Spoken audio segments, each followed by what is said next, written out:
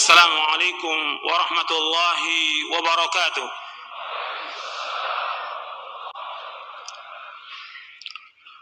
Innal hamdalillah nahmaduhu wa nasta'inuhu wa nastaghfiruh wa na'udzu billahi min shururi anfusina wa min sayyiati a'malina. Man yahdihillahu fala mudilla lahu wa man yudlil fala hadiya lahu. Asyhadu an la ilaha illallah wahdahu la syarika lahu wa asyhadu anna Muhammadan abduhu wa rasuluh. Ya ayyuhalladzina amanu taqullaha haqqa tuqatih wa la tamutunna illa wa antum muslimun. Ya ayyuhan nasu taqu rabbakum alladzi khalaqakum min nafsin wahidah wa khalaqa minha zawjaha wa batha minhuma rijalan katsiran wa nisaa'a wattaqullaha alladzi tasaaluna bihi wal arham innallaha kana 'alaikum raqiba. Ya ayyuhalladzina amanu taqullaha wa qulu qawlan sadida yuslih lakum a'malakum wa yaghfir lakum dhunubakum wa man yuti'illaha wa rasulahu faqad faza fawzan 'azima. Amma ba'du fa inna asdaqal hadithi kitabullah wa khairal hadi hadi Muhammadin sallallahu alaihi wa ala alihi wa sallam wa syarral umuri muhdatsatuha wa kullu muhdatsatin bid'ah wa kullu bid'atin dhalalah wa kullu dhalalatin finnar. Ayyuhal ikhwah, a'azakumullah, kepada seluruh jamaah yang hadir, ikhwan maupun akhwat di Masjid Al-Barakah di Kampung Tengah. Alhamdulillah kita bersyukur kepada Allah Ta'ala antum bisa hadir, yang mudah-mudahan Allah merahmati antum, memberkahi dan memberikan ganjaran dan pahala yang besar. Dan juga kepada semua yang mendengarkan kajian ini, baik pemirsa TV Roja maupun pendengar Radio Roja dari kaum muslimin yang mudah-mudahan dirahmati oleh Allah Ta'ala. Alhamdulillah kita bersyukur kepada Allah Subhanahu wa taala atas segala nikmat yang Allah karuniakan kepada kita, nikmat Islam, nikmat iman, nikmat sehat, nikmat afiah, nikmat dijauhkan oleh Allah dari berbagai macam malapetaka, nikmat diberikan hidayah di atas Islam dan sunnah. Kita bersyukur kepada Allah atas semua nikmat, dan terus kita bersyukur karena nikmat-nikmat yang Allah berikan kepada kita itu wajib kita syukuri. Setiap nikmat wajib disyukuri. Setiap nikmat wajib kita syukuri. Dan itu harus terus kita bersyukur, karena dengan kita bersyukur kepada Allah, Allah akan tambahkan nikmat. La in syakartum la azidannakum wa la in kafartum inna adzabi lasyadid. Seandainya kamu bersyukur, Allah akan tambahkan nikmat kepada kamu. Kalau kamu kufur, azab Allah sangat pedih. Ikhwani fiddin, azakumullah. Kita bersyukur kepada Allah, alhamdulillah ada kajian ini. Dan sebagian datang dari tempat yang jauh. Mudah-mudahan antum datang ini dengan niat ikhlas karena Allah Ta'ala. Dan mudah-mudahan kita termasuk semuanya, saya dan antum termasuk yang disebutkan oleh Nabi SAW, wa man salaka tariqan yaltamisu fihi ilman sahhalallahu lahu bihi tariqan al jannah. Barang siapa yang berjalan untuk menuntut ilmu, maka Allah mudahkan jalannya ke sorga. Mudah-mudahan kita termasuk orang-orang yang dimudahkan oleh Allah berjalan menuju sorganya. Amin ya rabbal alamin. Ini bentuk syukur kita, alhamdulillah. Jadi kedatangan antum dari tempat yang jauh juga yang lainnya, jangan antum sia-siakan. Antum manfaatkan waktu yang singkat ini untuk mendapatkan ilmu yang bermanfaat, untuk memahami tentang Quran wa sunnah ala fahmi salaf. Kemudian kita beradab dengan adab dan berakhlak dengan akhlak yang mulia, yang insya Allah nanti kita akan bahas. Ikhwani fiddin, azakumullah. Sebagai muqaddimah dari kajian ini, yang saya ingin jelaskan, yang pertama berkaitan dengan nikmat Islam yang Allah berikan kepada kita. Ini kita bersyukur dengan nikmat Islam yang Allah berikan kepada kita. Allah berikan hidayah kita di atas Islam. Karena kalau kita tidak ditunjuki di atas Islam, ya kita rugi. Betapa banyak orang-orang yang mereka mati dalam keadaan kafir. Kalau mereka mati dalam keadaan kafir, tempatnya di mana? Di neraka, dan kekal dalam neraka selama-lamanya. Jutaan tahun. Makanya kita bersyukur kepada Allah diberikan hidayah di atas Islam. Ini nikmat yang besar. Meskipun orang-orang kafir, dia juga nggak suka dia kafir sendirian. Dia kepengen ngajak kita juga kafir. Dan usaha untuk mengajak umat Islam kafir dari zaman Nabi SAW. Jadi orang kafir pengen orang-orang ini sama dengan mereka kafir dari zaman Nabi SAW. Allah sebutkan dalam surah Al-Baqarah di ayat 120, walan tarda ankal yahudu walan nasara hatta tattabi'a minatahum. Orang Yahudi Nasrani gak akan redho sampai kalian mengikuti agama mereka. Jadi usaha mereka dari zaman Nabi sampai sekarang gak berhenti. Bagaimana memurtadkan umat Islam. Kemudian juga Allah sebutkan lagi dalam di ayat 109-nya, wadda katsiru min ahlil kitab law yarudunakum min ba'di imanikum kuffara. Di surah Al-Baqarah ayat 109. Dan mereka ingin kalian ini kembali kafir. Jadi mereka ingin, wadda katsiru min ahlil kitab, banyak dari ahli kitab ingin bahwa kalian ini kembali kafir. Jadi usaha untuk memurtadkan umat Islam nggak akan berhenti sampai kapanpun juga. Ini nas Al-Quran.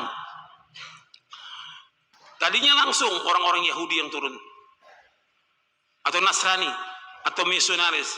Sekarang diganti sama tokoh-tokoh munafikin. Pakai namanya jil, pakai namanya jin, pakai nama sekarang ini moderasi. Moderasi. Tujuannya apa? Bagaimana memurtadkan umat Islam. Jadi nggak akan berhenti itu. Makanya kita harus meyakini bahwa satu-satunya agama yang hak agama Islam. Selain Islam nggak akan diterima. Itu harus yakin tuh. Sehingga kita nggak ragu. Meskipun orang-orang yang mengajak ini itu tokoh-tokoh agama yang jadi ikut jaringan Islam liberal, yang ikut anggota jin, dan mereka punya buku-buku panduan. Untuk apa? Untuk memurtadkan umat Islam. Kita harus yakin dengan agama kita bahwa agama ini hak Islam. Selain Islam nggak akan diterima Allah. Allah yang sebutkan demikian dalam Al-Quran, inna dina indallahi Islam. Sungguhnya agama yang hak, agama Islam. Allah juga berfirman itu di surah Ali Imran ayat 19. Di ayat 85-nya Allah berfirman, wa may yabtaghi ghairal islami dinan fala yuqbala min wa huwa fil akhirati minal khasirin. Barang siapa mencari agama selain Islam, enggak akan diterima oleh Allah, dan dia di akhirat termasuk orang yang merugi. Berarti Allah sudah sebutkan bahwa satu-satunya agama yang hak Islam. Allah sudah sebutkan bahwa barang siapa mencari agama selain Islam, Allah enggak akan terima. Di akhirat termasuk orang yang merugi, artinya di akhirat termasuk dia penghuni neraka. Perhatikan tuh, bahwa orang yang tidak masuk Islam tempat tinggalnya di neraka.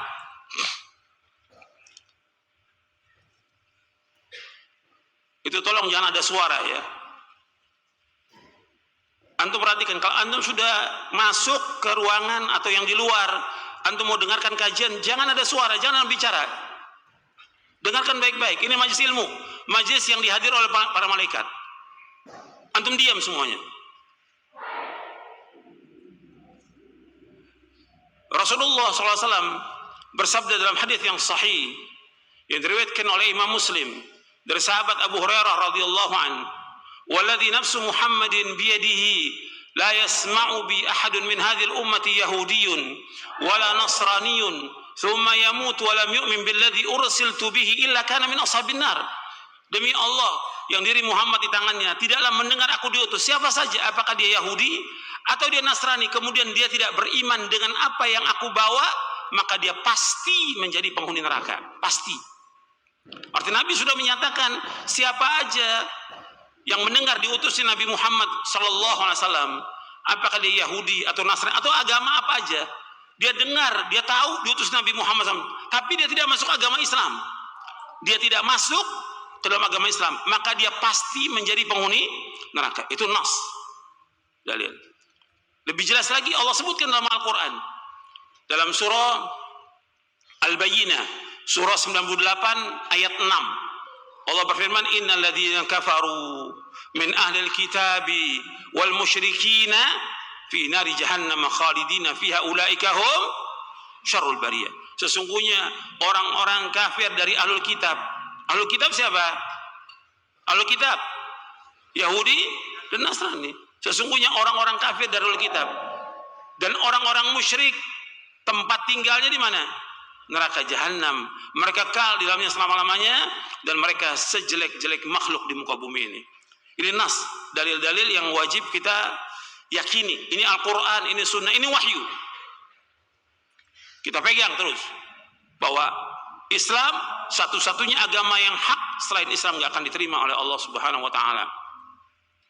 Ketika orang-orang itu tidak masuk Islam dan mereka mati dalam keadaan kafir, tempat tinggal mereka di neraka dan mereka nyesal nanti di hari kiamat.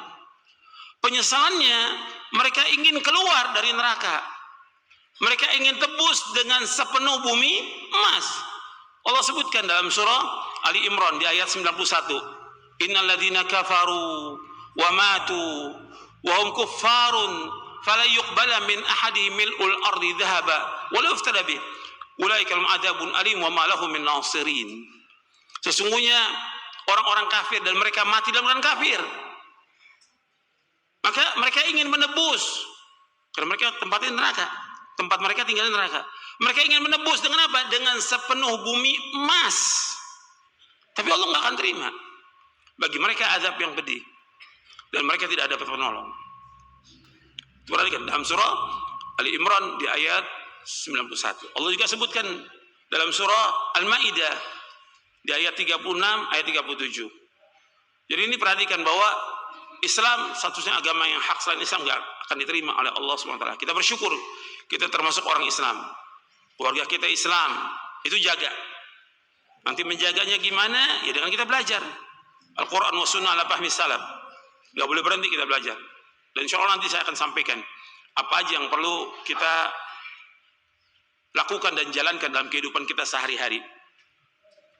Ini yang pertama berkaitan tentang Islam, ya. Dan kita juga tetap waspada usaha-usaha orang untuk memurtadkan umat Islam banyak caranya, sehingga nanti orang itu dibikin dia tetap agamanya Islam, tapi nggak punya akidah, nggak punya manhaj, nggak punya pegangan hidup, nggak punya. KTP-nya Islam, tapi semuanya bukan Islam, semuanya kafir. Dari ujung kepalanya sampai ujung kaki kafir.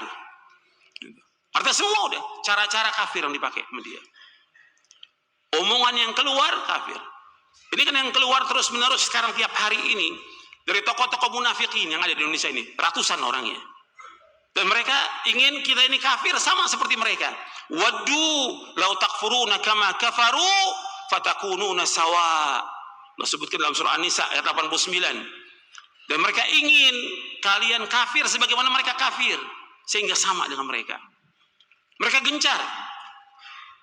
Dan harta yang mereka keluarkan gak sedikit. Mungkin sudah triliun sampai sekarang. Untuk apa? Untuk memurtadkan umat Islam. Makanya kita harus kuat dengan Islam yang ada. Harus berpegang teguh kepada Quran wa sunnah ala fahmi salaf sampai kita diwafatkan oleh Allah Ta'ala. Pegang teguh itu. Makanya kita jangan anggap gampang itu. Itu usaha terus. Mereka punya ceramah, mereka punya buku panduan, mereka punya media, punya segala macam. Yang penting paling penting kita jaga ya ayyuhalladzina amanu qu anfusakum wa ahlikum nar. Wahai orang beriman, jaga diri kamu dan keluarga kamu dari neraka. Dan mereka terus sedekah, infak. Sedekah mereka, infak. Untuk apa? Untuk mencegah manusia dari jalan Allah. Allah sebutkan dalam surah Al-Anfal di ayat 36, innal ladzina kafaru yunfiquna amwalahum yasuddu an sabilillah fayasayunfiqunaha thumma takunu 'alaihim hasratan thumma yughlabun wal ladzina kafaru ila jahannam yuhsyarun. Allah sebutkan dalam surah Al-Anfal di ayat 36, innal ladzina kafaru yunfiquna amwalahum liyasuddu an sabilillah fasayunfiqunaha thumma takunu 'alaihim hasratan thumma yughlabun walladzina kafaru ila jahannam yuhsyarun. Sesungguhnya orang-orang kafir mereka menginfakkan harta mereka untuk apa? Untuk mencegah manusia dari jalan Allah. Caranya banyak udah. Cara mereka banyak. Orang bangun masjid tidak boleh. Orang ngaji dibubarkan. Orang bicara Quran wa sunnah fahmi salaf tidak boleh. Itu cara mereka terus. Nggak akan berhenti mereka. Karena Allah sebutkan demikian dalam Al-Quran. Mereka ini orang-orang kafir menginfakkan harta mereka untuk mencegah manusia dan Allah, mencegah manusia dari agama Allah, mencegah manusia agar orang tidak paham tentang agamanya. Terus nggak pernah berhenti mereka. Kata Allah, fasayunfiqunaha, biarkan mereka infakkan harta mereka. Tsumma takunu 'alaihim hasratan, kemudian akan jadi penyesalan nanti bagi mereka di hari kiamat. Tsumma yughlabun, dan pasti orang kafir itu akan dikalahkan oleh umat Islam. Walladzina kafaru ila jahannam yuhsyarun, dan orang-orang kafir itu nanti mereka akan dikumpulkan di neraka jahanam. Artinya mereka enggak diam, orang kafir itu terus menginfakkan hartanya untuk mencegah manusia dari jalan Allah. Terus dengan berbagai cara mereka, enggak sedikit. Mereka bayarkan para dai-nya itu enggak sedikit untuk mencegah manusia dari jalan Allah Subhanahu wa taala. Dan mereka enggak pernah berhenti, siang malam berusaha bagaimana memurtadkan umat Islam. Allah sebutkan dalam surah Al-Baqarah di ayat 217. Allah berfirman, "Wala yazaluna yuqatilunakum hatta yaruddukum an dinikum in istata'u. Wa may yartadid minkum an dini fayamut wa huwa kafirun fa ulaika habitat a'maluhum fid dunya wal akhirah wa ulaika ashabun nar hum fiha khalidun." Allah sebutkan dalam surah Al-Baqarah di ayat 217. Wala yazaluna yuqatilunakum hatta yaruddukum an dinikum in istata'u. Arti mereka orang-orang kafir enggak pernah berhenti memerangi umat Islam agar umat Islam ini murtad dari agamanya. Agar umat Islam murtad dari agamanya. Kata Allah Subhanahu wa taala, barang siapa yang murtad dari agamanya, kemudian dia mati dalam keadaan dia kafir, di ayat 217 ya. Iya. Saya sebutkan tadi 217. Nah. Jadi Allah sebutkan wala yazaluna yuqatilunakum hatta yaruddukum an dinikum in istata'u wa may yartad minkum an dini fayamut wa huwa kafirun fa ulaika habitat a'maluhum fid dunya wal akhirah wa ulaika ashabun nar fiha khalidun. Dan mereka orang-orang kafir terus-menerus memerangi kalian dengan bahasa kalimat yuqatil, memerangi kalian sampai kalian murtad dari agama kalian jika mereka mampu. Dan barang siapa yang murtad dari agama yang di antara kalian, lalu dia mati murtad, dia mati dalam keadaan dia kafir, maka hapus seluruh amal-amalnya di dunia ini, hapus, dan juga di akhirat. Dan mereka adalah penghuni neraka jahanam, dan mereka kekal dalam neraka selama-lamanya.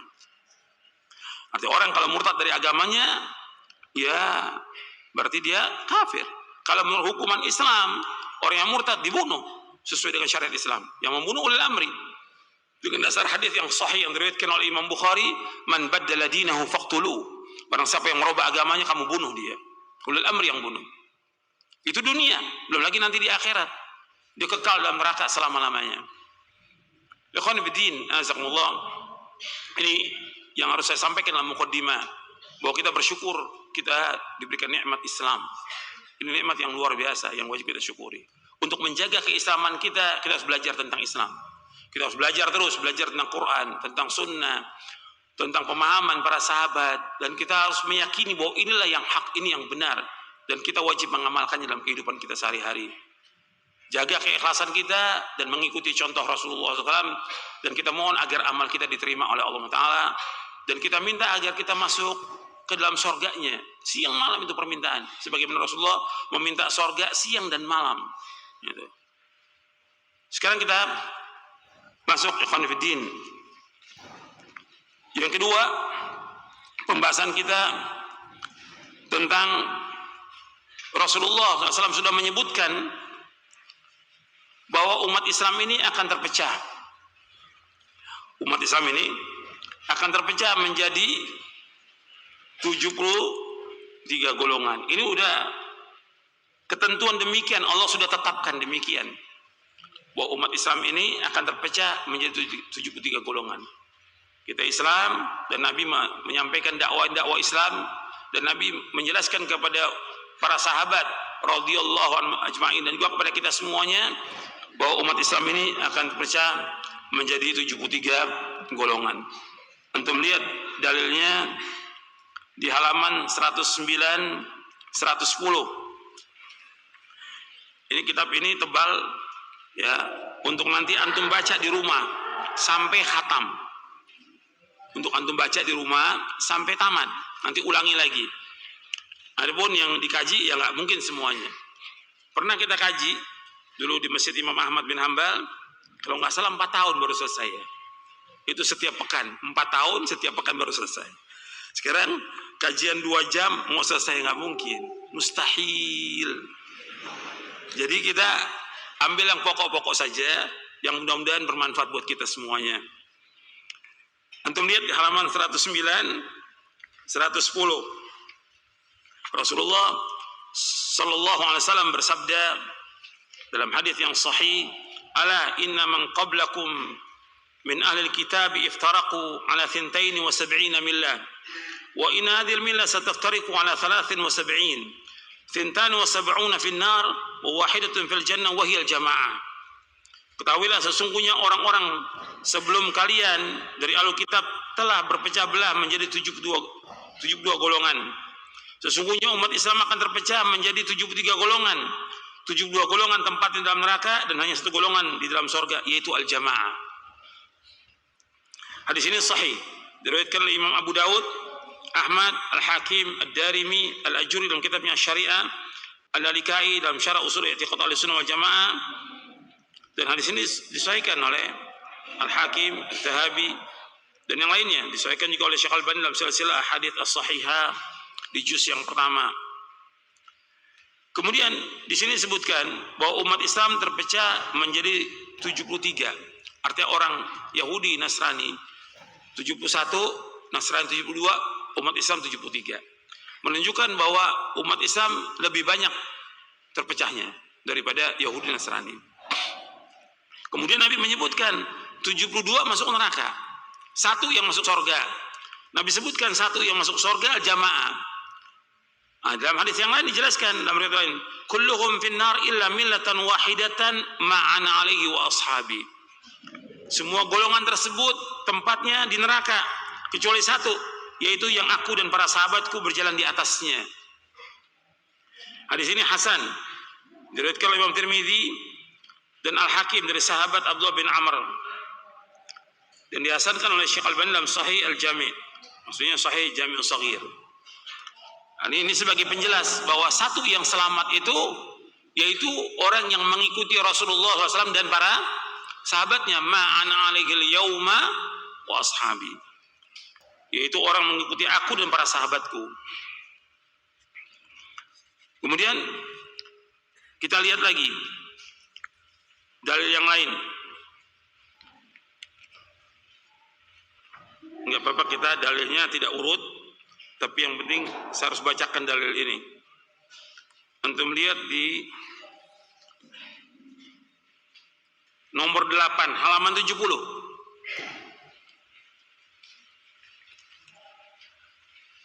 Jadi kita diperintahkan untuk mengikuti agama Islam. Dan umat Islamnya Nabi sudah sebutkan akan berpecah belah.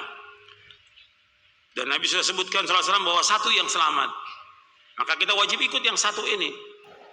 Makanya kita mendakwakan Al-Quran wa sunnah ala fahmi salaf, Al-Quran wa sunnah ala fahmi salaf. Karena yang memerintahkan demikian siapa? Rasulullah SAW. Kemudian juga kalau kita lihat bahwa Nabi sudah menyebutkan bahwa yang selamat itu 1. Sedangkan kita ketika kita mengajak orang kepada Quran wa sunnah ala fahmi salaf, kita ingin masuk 1 golongan yang Nabi sebutkan, yaitu al-firqah an-najiyah, golongan selamat. Karena kita ingin masuk surga. Perhatikan tuh. Jadi kalau orang tanya kenapa sih kita dakwah ngajak orang Quran sunnah ala fahmi salaf, karena kita ingin masuk surga. Tuh perhatikan tuh. Jawaban yang ringkas itu. Karena Nabi sudah menyatakan 73 golongan terpecah umat Islam, 72 masuk neraka, 1 masuk surga. Kalau orang yang beriman, dia pengen masuk yang 1 ini supaya masuk apa? Surga. Makanya kita pelajari ini supaya kita paham, supaya kita masuk yang satu ini. Makanya ketika kita ngajak orang ke sorga, yang pertama kali yang nggak senang siapa? Iblis. Kemudian iblis punya pasukan nggak? Punya. Aulia syaiton, wali-wali setan. Punya terus. Makanya ketika kita ngajak orang ke sorga dengan pemahaman ini, mereka nggak senang. Akhirnya mereka tuduhlah dengan tuduhan-tuduhan macam-macam. Apa tuduhannya? Wahabi, teroris, intoleran, apa semua. Itu semuanya bohong. Ini yang mereka suarakan suara siapa? Suara setan. Itu yang mereka suarakan. Mestinya kalau mereka agamanya benar, maksud saya benar itu mereka ya Islam. Yang kedua, akalnya waras. Mestinya kalau ada yang mereka nggak cocok dengan pemahaman kita, yang ada kita ajak apa? Dialog, diskusi mestinya. Kalau celaan semua orang bisa. Penghinaan semua orang bisa. Gelar-gelar semua orang bisa. Tapi nggak perlu dilayani, nggak ada manfaatnya. Nabi diberikan gelar oleh orang-orang kafir dengan apa? Apa? Penyair, tukang sihir, majnun. Apa majnun? Orang gila. Nabi SAW. Orang yang paling waras akalnya di muka bumi, Rasulullah SAW. Paling waras akalnya. Tapi dibilang oleh mereka apa? Majnun. Karena apa? Mereka nggak mampu untuk membantah hujah dari Quran dan Sunnah. Nggak mampu. Nah sama seperti yang sekarang. Nggak mampu bantah hujah, apa yang ada? Celaan, cemoohan, ejekan, larangan, dan segala macam tuduhan. Mungkin 1000 gelaran. Oke. Tapi itu nggak boleh mundur. Orang beriman jalan terus. Karena kita di atas kebenaran dan mereka di atas kebatilan. Harus yakin dengan agama ini. Dan Allah redho dengan jalan ini. Karena satu yang membawa selamat, yaitu Islam yang dipahami oleh Rasulullah dan para sahabatnya. Itu yang selamat. Kita lihat ayatnya. Surah halaman 70. Surah Al-An'am ayat 153. Wa anna hadha sirati mustaqiman fattabi'uhu wa la tattabi'u subula fatafarraqa bikum an sabilihi. Dzalikum wasaqum bihi la'allakum tattaqun. Dan sungguh inilah jalanku yang lurus, maka ikutilah, dan jangan kamu ikuti jalan-jalan yang akan menceraikan kamu dari jalan Allah. Demikianlah Allah memerintahkan kepada kamu agar kamu bertakwa. Ayat ini dijelaskan oleh Rasulullah SAW. Ayat ini Rasulullah menjelaskan sallallahu alaihi wasallam, wa anna hadza sirati mustaqiman fattabi'u. Ini jalanku yang lurus, ikuti jalanku yang lurus. Wa la tattabi'u subul, jangan kamu ikuti jalan yang lain. Fatafarraqa bikum an sabili. Maka kalian akan cerai-berai dari jalan Allah. Dzalikum wasaqum bihi la'allakum tattaqun. Demikian Allah wasiatkan kepada kalian agar kalian bertakwa. Abdullah bin Mas'ud radhiyallahu anhu berkata, khatta lana Rasulullah sallallahu alaihi wasallam khattan biyadihi thumma qala hadha sabilullah mustaqima wa khatta khututan an yamini wa shimali thumma qala hadhihi subulun mutafarriqatun laisa minha sabilun illa alaihi syaitan yad'u ilaihi thumma qara'a qawlahu ta'ala wa anna hadha sirati mustaqiman fattabi'un wa la tattabi'u subula fatafarraqa bikum an sabili dzalikum wasaqum bihi la'allakum tattaqun. Suatu hari Rasulullah SAW membuat garis dengan tangannya. Kemudian beliau bersabda SAW, ini jalan Allah yang lurus. Lalu beliau membuat garis-garis di kanan kirinya. Kemudian beliau bersabda, inilah jalan yang bercerai-berai, jalan yang sesat. Tidak ada satupun jalan itu kecuali dalamnya terdapat setan yang menyuruh kepadanya. Selanjutnya beliau membaca firman Allah, wa anna hadza sirati mustaqiman fattabi'u wa la tattabi'us subul fatafarraqa bikum an sabili dzalikum wasaqum bihi la'allakum tattaqun. Anda perhatikan, Nabi yang menggaris dengan tangannya, satu garis panjang, lurus. Di kanan kiri itu Nabi garis yang pendek. Kata Nabi, ma min sabirin illa wa alaihi syaitan yad'u ilaihi. Setiap jalan ini pasti ada setan. Artinya garis yang pendek-pendek ini kanan kiri merupakan jalan-jalan setan dari kelompok-kelompok dari firqah-firqah, dari aliran-aliran, dari pemahaman-pemahaman yang sesat, yang menyimpal dari agama Islam ini. Jadi sejak wafatnya Nabi SAW sudah ada kelompok yang menyimpal dari agama Islam ini. Yang pertama siapa? Khawarij. Yang memerangi siapa? Memerangi Khalifatul Rashid. Siapa? Ali bin Abi Thalib radhiyallahu anhu. Khawarij. Kemudian setelah itu ada Qadariyah, ada Syiah, ada Murji'ah, dan terus seperti itu. Itu di antara pokok-pokoknya. Tapi Nabi sudah ingatkan, yang lurus satu ini. Yang satu ini yang dipahami oleh Rasulullah SAW dan para sahabatnya. Selain itu ada pemahaman, aliran, dan segala macam, jangan diikut. Mesti ada apa di atasnya? Setan yang mengatakan Rasulullah, mesti ada wa min sabili illa wa alaihi syaitanun yad'u ilaihi. Mesti ada setan yang mengajak kepadanya. Dijelaskan oleh Syekhul Islam Ibnu Taimiyah, antum lihat di halaman 71, kata Syekhul Islam Ibnu Taimiyah rahimahullah, apabila orang berakal yang menginginkan perjumpaan dengan Allah Ta'ala, memperhatikan permisalan ini dan memperhatikan keadaan semua kelompok dari kalangan Khawarij, Mu'tazilah, Jahmiyah, Rafidhah, serta ahli kalam yang mendekati Ahlussunnah seperti Karramiyah, Kullabiyah, Asy'ariyah, dan selain mereka, bahwa setiap dari mereka memiliki jalan yang keluar dari apa-apa yang telah ditempuh oleh para sahabat dan ahli hadis. Dan setiap dari mereka menyangka bahwa jalan mereka lah yang benar. Niscaya orang yang berakal akan mendapati bahwa mereka lah firqah-firqah tersebut yang dimaksud dalam permisalan ini, yang diumpamakan oleh Al-Ma'sum, yaitu Rasulullah Sallallahu Alaihi Wasallam, yang beliau tidak berbicara dari hawa nafsunya, melainkan wahyu yang diwahyukan oleh Allah kepadanya. Di dalam kitabnya Naqdul Mantiq. Jadi Syekhul Islam ingin menjelaskan bahwa firqah-firqah yang sesat itu mesti mereka mengatakan bahwa mereka berada di atas apa? Kebenaran. Padahal mereka sesat. Jadi yang benar hanya satu, karena Nabi menyebutkan satu. Orang yang mengikuti Rasulullah SAW dan para sahabatnya. Al-Quran wa sunnah ala fahmi salaf. Selain itu sesat. Kemudian selanjutnya kita masuk lagi halaman 83 nomor 16. Halaman 83 nomor 16. Allah berfirman dalam surah Ar-Rum ayat 31 32. Wala takunu minal musyrikin minal ladzina farraqu dinahum wa kanu syi'a kullu hizbin bima ladaihim farihun. Dan janganlah kalian termasuk orang-orang yang mempersekutukan Allah, yaitu orang yang memecah belah agama mereka dan mereka menjadi beberapa golongan. Setiap golongan merasa bangga dengan apa yang ada pada golongan mereka. Dan ini nyata nih di masyarakat. Ya. Jangan kalian menjadi orang-orang musyrikin, yaitu orang yang memecah belah agama mereka menjadi beberapa golongan. Setiap golongan berbangga dengan golongannya. Banyak kelompok ini, banyak aliran. Setiap kelompok, setiap aliran mesti berbangga dengan golongannya. Firman Allah SWT, firman Allah Azza wa Jalla, wala takunul musyrikin, jangan kalian termasuk orang yang mempersekutukan Allah. Maksudnya, jadilah kalian orang yang mentauhidkan Allah dan mengikhlaskan ibadah hanya kepada Allah. Artinya, jadilah orang yang mentauhidkan Allah dan mengikhlaskan ibadah hanya kepada Allah.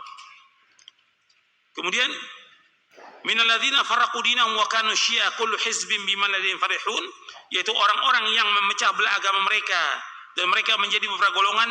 Setiap golongan merasa bangga dengan apa yang ada pada golongan mereka. Maksudnya, janganlah kalian menjadi seperti orang-orang musyrik yang memecah belah agama mereka, yaitu dengan mengganti dan mengubahnya serta mengimani sebagiannya dan mengingkari sebagiannya. Ini cara-cara orang musyrik ini. Jadi agamanya itu sebagian dia robah, sebagian dia imani, sebagian dia benarkan, sebagian dia ingkari. Kalimat farraqu dinahum ada juga yang membaca dengan farraqu dinahum, yaitu meninggalkan di belakang punggung mereka. Mereka itu seperti siapa? Orang Yahudi, Nasrani, Majusi, penyembah berhala, dan seluruh pemeluk agama yang batil dari selain pemeluk agama Islam. Sebagaimana Allah berfirman, innal ladzina farraqu dinahum wa kanu syi'a lasta minhum fi syai' innama amruhum ila Allah. Sesungguhnya orang-orang yang memecah belah agamanya dan mereka menjadi terpecah dalam golongan-golongan, sedikit pun bukan tanggung jawabmu atas mereka. Sesungguhnya Urusan mereka terserah kepada Allah. Di dalam surah Al-An'am ayat 159. Para penganut agama sebelum kita, mereka berselisih. Ini yang saya nukil, ini yang saya terjemahkan, semuanya dari tafsir Ibnu Katsir. Perhatikan. Yang saya nukil nih, terjemahan, semua dari tafsir Ibnu Katsir. Jadi perkataan Al-Hafidz Ibnu Katsir dalam tafsirnya. Kata beliau begini, para penganut agama sebelum kita, mereka berselisih. Di antara mereka menjadi beberapa pendapat dan agama yang batil. Setiap golongan dari mereka menyangka bahwa mereka lah yang berada di atas kebenaran. Dan umat Islam pun berselisih di antara mereka. Semuanya sesat. Ini perkataan siapa nih? Al-Hafidz Ibnu Katsir. Ini tafsir dari Ibnu Katsir nih. Katanya, dia mazhabnya Syafi'i. Kata Ibnu Katsir, dan umat ini pun berselisih di antara mereka. Semuanya sesat kecuali satu golongan. Mereka adalah Ahlus Sunnah wal Jamaah, yaitu orang-orang yang berpegang teguh dengan kitabullah dan sunnah Rasulullah SAW serta manhaj generasi awal dari kalangan para sahabat dan tabi'in dan para imam kaum muslimin dari dulu hingga sekarang. Sebagaimana diriwayatkan oleh Al-Hakim dalam kitabnya Al-Mustadrak bahwa beliau SAW ditanya tentang firqatun najiyah, golongan yang selamat di antara mereka, maka beliau menjawab SAW, yaitu apa yang aku dan para sahabatku berjalan di atasnya.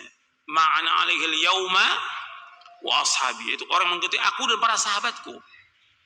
Ini antum lihat nanti dalam tafsir Ibnu Katsir di juz yang ke-6 yang ditahqiq oleh Dr. Sami Salama. Sekarang kita lanjutkan.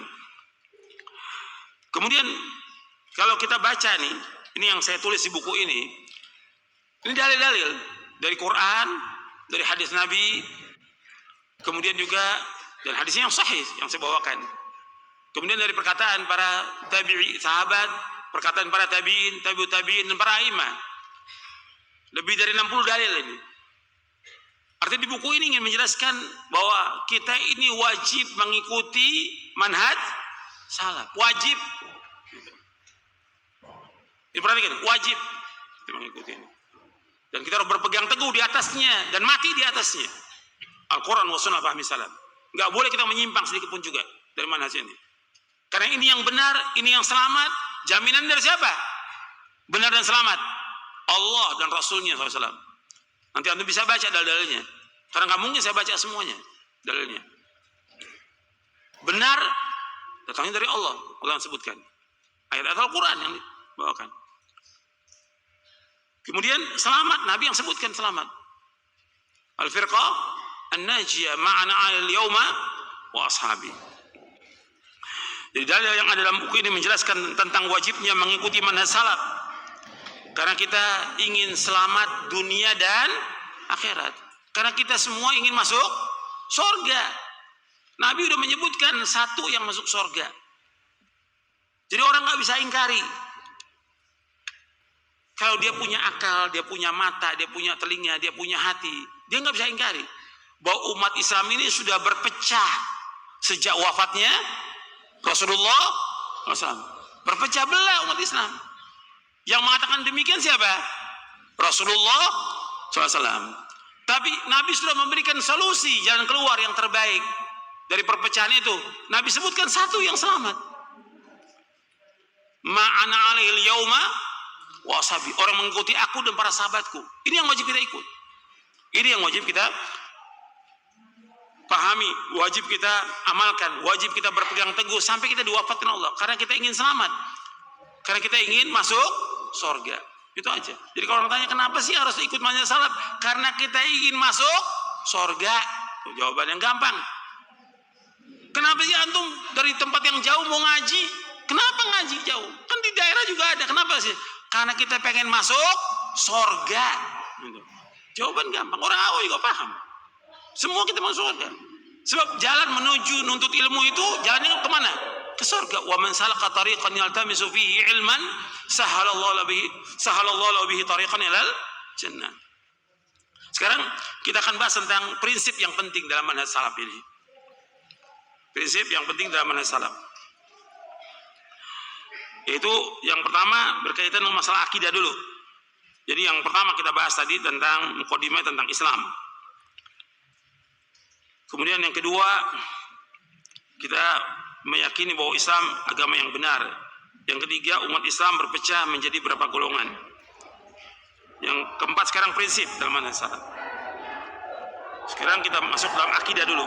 Ini enggak semuanya, saya ambil sedikit-sedikit aja. Antum lihat di halaman 163. Halaman 163 dari buku ini. Prinsip terpenting dalam manhaj salaf dalam akidah. Yang pertama, sumber akidah adalah kitabullah.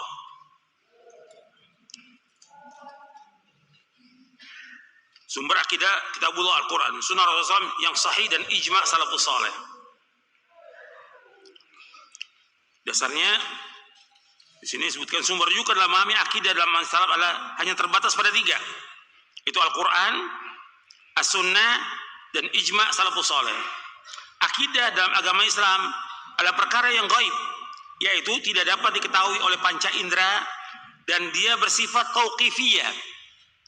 Berdasarkan nas, dalil, maka tidak boleh tetapkan sesuatu pun darinya tanpa 2 wahyu Al-Quran, Sunnah, dan ijma' salafus saleh. Karena ijma' mereka adalah maksum.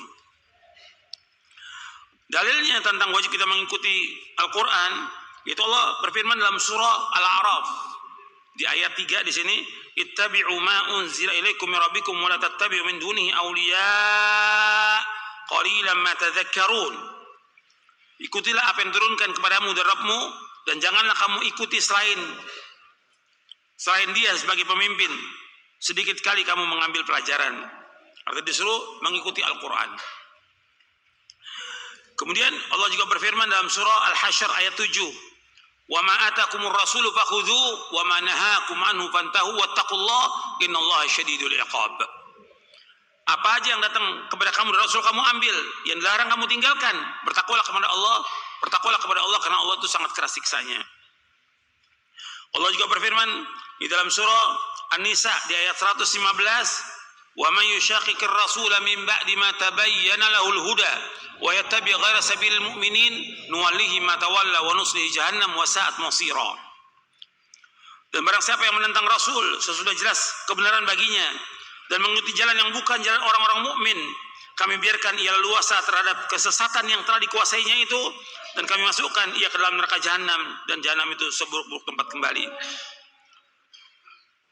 Di ayat ini disebutkan barang siapa yang menentang Rasul sesudah jelas baginya petunjuk dan mengikuti jalan selain jalan kaum mukminin. Jalan kaum mukminin pada waktu pertama kali Rasulullah mendakwakan Islam ini yang beriman siapa? Siapa? Para sahabat radhiyallahu anhum ajma'in. Mereka para sahabat, mereka yang beriman.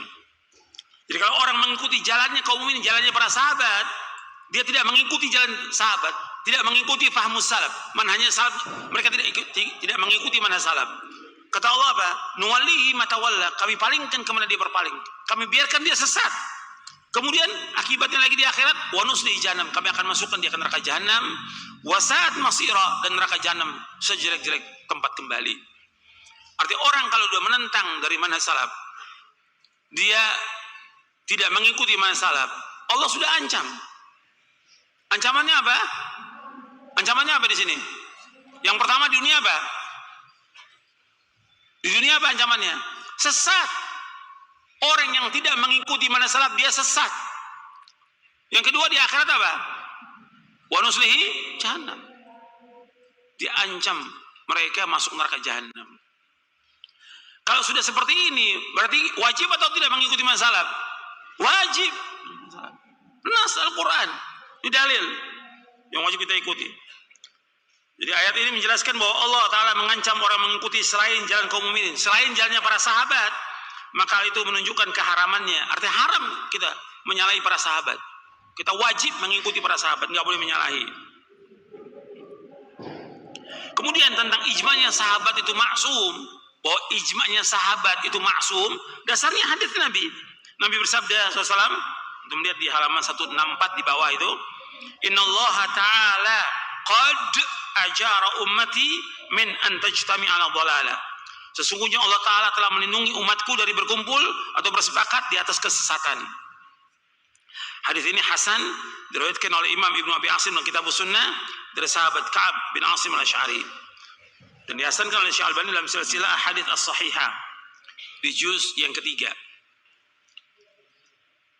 Jadi kesimpulannya bahwa akidah dibangun di atas penyerahan diri dan ittiba. Itu berserah diri kepada Allah Ta'ala dan ittiba kepada Rasulullah SAW dan ijma' salafus saleh. Kata Imam Az-Zuhri yang wafat tahun 124 Hijriyah, beliau berkata, kata beliau, minallahi ar-risalah wa 'ala rasuli al-balaghu wa 'alaina taslim. Di sini saya nggak tuliskan bahasa Arabnya ada di halaman 190. Kata Imam Muhammad bin Syihab Az-Zuhri rahimahullah yang wafat tahun 124 Hijriah, beliau berkata, minallahi ar-risalah wa 'ala rasuli al-balagh wa 'alaina taslim. Risalah itu datang dari Allah Azza wa Jalla. Kewajiban Rasulullah SAW adalah menyampaikannya, dan kewajiban kita adalah taslim, menerimanya dengan sukarela. Ini riwayat ini sahih, dibawakan Imam Bukhari dalam sahihnya di Kitab Tauhid. Jadi risalah itu datang dari Allah. Kewajiban Rasul menyampaikan, dan banyak ayatnya wa ma 'alar rasuli illal balagh. Nggak ada kewajiban Rasul kecuali menyampaikan. Tapi kewajiban kita apa? Taslim. Kita wajib menerima apa yang datang dari Quran dan Sunnah, kita wajib taslim. Sami'na wa ata'na. Dan ini penting ini. Dalam manhaj salaf itu kita diajarkan untuk taslim, untuk mendengar dan taat. Ini paling penting. Karena banyak orang itu dia masuk neraka disebabkan karena tidak taat kepada Allah dan Rasulnya. Meskipun dia mengatakan mengikuti manhaj salaf, tapi nggak taat kepada Allah Rasulnya, ya Allah nggak redho. Allah masukkan dia ke neraka. Karena umat Islam dijamin semuanya masuk surga, kecuali yang enggan. Siapa yang enggan? Yang tidak taat. Kata Nabi SAW, kullu ummati yadkhulunal jannah illa man aba. Qila wa man ya Rasulullah? Qala man ata'ani dakhala jannah wa man asani faqad aba. Akhrajahul Bukhari. Kata Nabi, seluruh umatku masuk surga kecuali yang enggan. Siapa yang enggan Rasulullah? Barang siapa yang taat kepadaku, maka dia masuk surga. Barang siapa yang enggan, maka dia nggak masuk surga. Jadi yang paling penting itu bagaimana kita melatih diri kita untuk taat kepada Allah Rasulnya. Kalau datang wahyu, sami'na wa ata'na. Ini penting dalam kita beragama. Itu paling penting dalam kita beragama. Karena banyak orang dia ngaku-ngaku salah tapi nggak taat.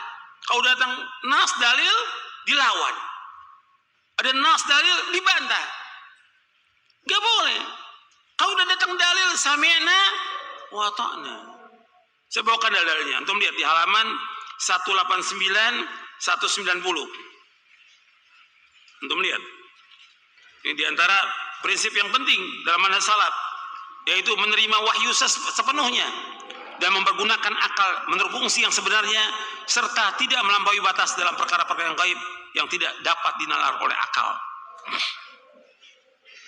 Salah satu prinsip dari Ahlus Sunnah Salafiyin ialah berserah diri, taslim, patuh dan taat hanya kepada Allah dan Rasulnya sallallahu alaihi wasallam secara lahir dan batin. Tidak menolak sesuatu dari Al-Quran Sunnah yang sahih, baik menolaknya dengan kias, analogi, atau perasaan, atau kasyaf, iluminasi, atau penyingkapan tabir rahasia, sesuatu yang gaib, atau dengan ucapan seorang syekh, atau pendapat imam, atau yang lainnya. Kalau sudah datang dalil, ikuti. Dan ini banyak sekarang ini. Banyak. Ya. Sudah belajar di pondok, sampai ke Madinah, sampai punya gelar titel, udah bawa dikasih dalil. Oh, itu kan pendapat. Dalil, kok pendapat? Ada pendapat masyayikh, kok masyayikh? Berarti dalil Quran Sunnah itu lebih tinggi perkataan masyayikh daripada dalil. Ini akalnya nggak benar yang seperti ini. Nggak manfaat dia belajar, nggak manfaat dia belajar. Kita belajar Quran wa Sunnah agar kita taat kepada Allah dan Rasulnya. Tujuan kita agar kita taslim, bukan untuk membantah, bukan. Kita belajar bagaimana menumbuhkan rasa takut kita kepada Allah. Maka kata Imam Ahmad, aslul ilmi khasyatullah. Bahwa pokok ilmu itu takut kepada Allah. Bagaimana kalau kita bantah dalil, Allah akan murka kepada kita. Itu perhatikan tuh. Sekarang udah mulai yang seperti ini udah mulai nih. Dibawakan dalil, oh itu Pendapat dalil Quran dan Sunnah. Kau bilang pendapat. Ada pendapat syekh. Kau pendapat syekh. Hatta para imam Hanafi, Maliki, Syafi'i, Hambali rahimahumullah, imam-imam yang alim yang diakui oleh semuanya, mereka mengatakan kalau ada pendapatku menyalahi sunnah Rasulullah, buang apa? Buang pendapatku, ikut sunnah Rasulullah. Ini penting dalam manhaj salaf, ini paling penting. Tentang taatnya kita kepada Allah Rasulullah. Sami'na wa ata'na taslim. Jangan dibantah dalil. Kau dibawakan dalil dibantah. Antum sama dengan orang-orang awam. Antum sama dengan ahlul bidah. Sama dengan ahlul bidah. Kalau ahlul bidah dibawakan dalil dibantah. Menurut kiai saya, syekh saya, enggak begitu. Lo ini dalil. Enggak, saya ikut syekh saya aja. Lo sekarang sama nih. Sekarang sama. Dibawakan dalil. Enggak, syekh masyayikh. Masa dia enggak punya dalil? Lo ini dalil depan mata. Nasnya jelas, riwayatnya jelas, sahih.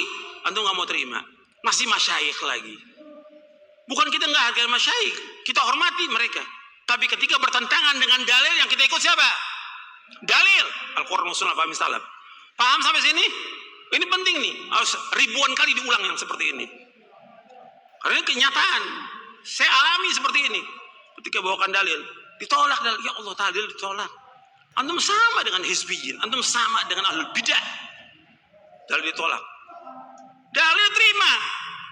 Nasnya sekarang kita baca nas dalil. Ini bicara agama loh, bukan main-main. Ini agama. Agama. Antum tolak berat loh. Dosanya berat, dunia dan akhirat berat. Allah berfirman dalam surah An-Nisa ayat 65. Fala wa rabbika la yu'minuna hatta yuhakkimuka fima shajara bainahum thumma la yajidu fi anfusihim harajan mimma qadaita wa yusallimu taslima. Maka demi Rabbmu, mereka pada hakikatnya tidak beriman hingga mereka menjadikan kamu hakim dalam perkara yang mereka perselisihkan. Kemudian mereka tidak merasa keberatan dalam hati mereka terhadap putusan yang kamu berikan dan mereka menerima dengan sepenuhnya. Antum lihat di sini, tidak beriman kata Allah. Sampai mereka menjadikan kamu Muhammad sebagai hakim terhadap apa yang mereka perselisihkan di antara mereka. Jadi kalau ada perselisihan di antara umat Islam, kembalikan kepada siapa? Quran dan Sunnah. Ini ayat 65-nya. Di ayat 59-nya Allah jelaskan. Di ayat 59 antum kembali lagi. Ini kan 65, ayat 59. Fa in tanaza'tum fi syai'in farudduhu ila Allah wa Rasul in kuntum tu'minuna billahi wal yawmil akhir dzalika khairun wa ahsanu ta'wila. Apabila kalian berselisih tentang sesuatu masalah agama, kembalikan kepada Allah dan Rasulnya. Kembalikan kepada Allah, kepada siapa? Al-Quran. Kembalikan kepada Rasul kepada apa? Sunnah. Jika kalian beriman kepada Allah dan akhir, yang demikian yang paling baik dan sebaik-baik akibatnya. Sekarang Allah menyebutkan tidak beriman mereka, sehingga mereka menjadikan kamu Muhammad sebagai hakim terhadap apa yang mereka perselisihkan dengan mereka. Sudah. Yang kedua di sini, kemudian mereka tidak ada rasa enggak sempit. Kalau dikatakan ini wajib, ini haram, mereka enggak kesel, enggak dongkol, terima mereka.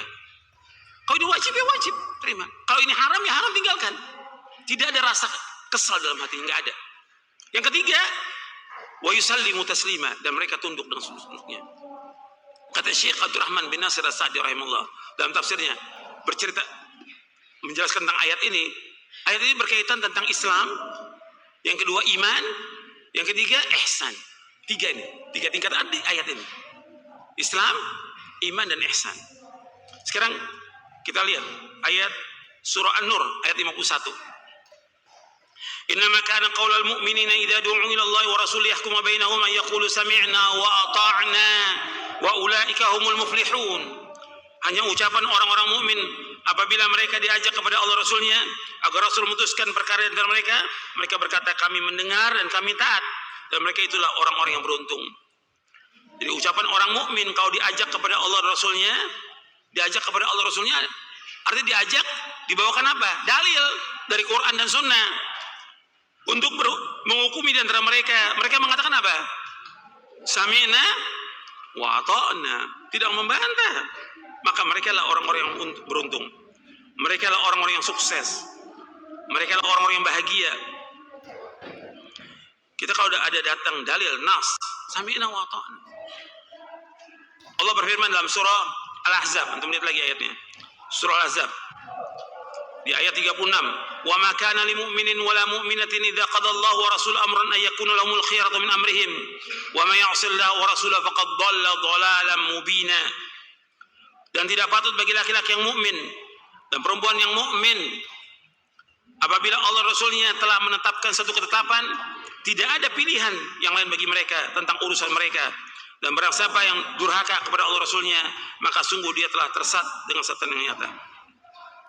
Ya, tidak patut bagi mukmin laki-laki, mukmin perempuan, kalau Allah sudah putuskan satu perkara, maka nggak boleh mereka pilih-pilih lagi. Sami'na wa ata'na. Jadi kalau udah diputuskan bahwa ini wajib, ya jelas, laksanakan. Jangan dibantah. Kalau dibantah berarti dia durhaka kepada Allah Rasulnya. Kalau sudah durhaka kepada Allah dan Rasulnya, maka dia pasti apa?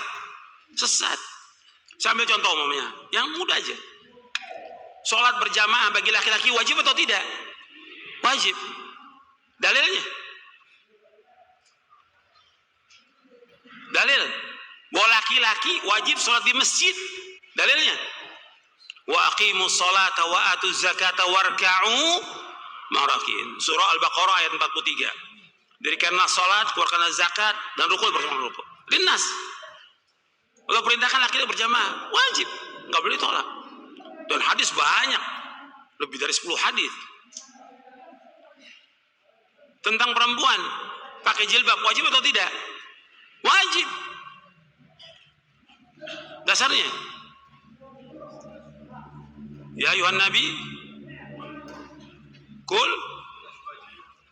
azwajikum wa nisa'il mu'minin yudnina 'alaina min jalabibihinna.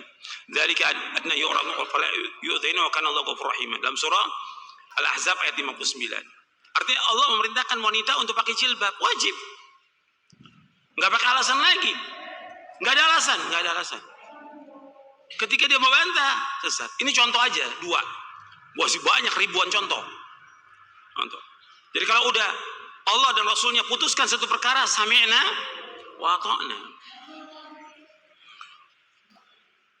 Ini penting dalam kita beragama, penting. Makanya salafus saleh adalah orang yang paling sempurna akalnya. Antum lihat di halaman 190. Halaman 190. Salafus saleh adalah orang yang paling sempurna akalnya, sempurna pengetahuannya, sempurna pemahamannya. Mereka tidak pernah bertanya mengapa Allah Ta'ala memerintahkan begini. Nggak pernah nanya. Kok kita disuruh begini? Nggak. Sami'na wa ata'na.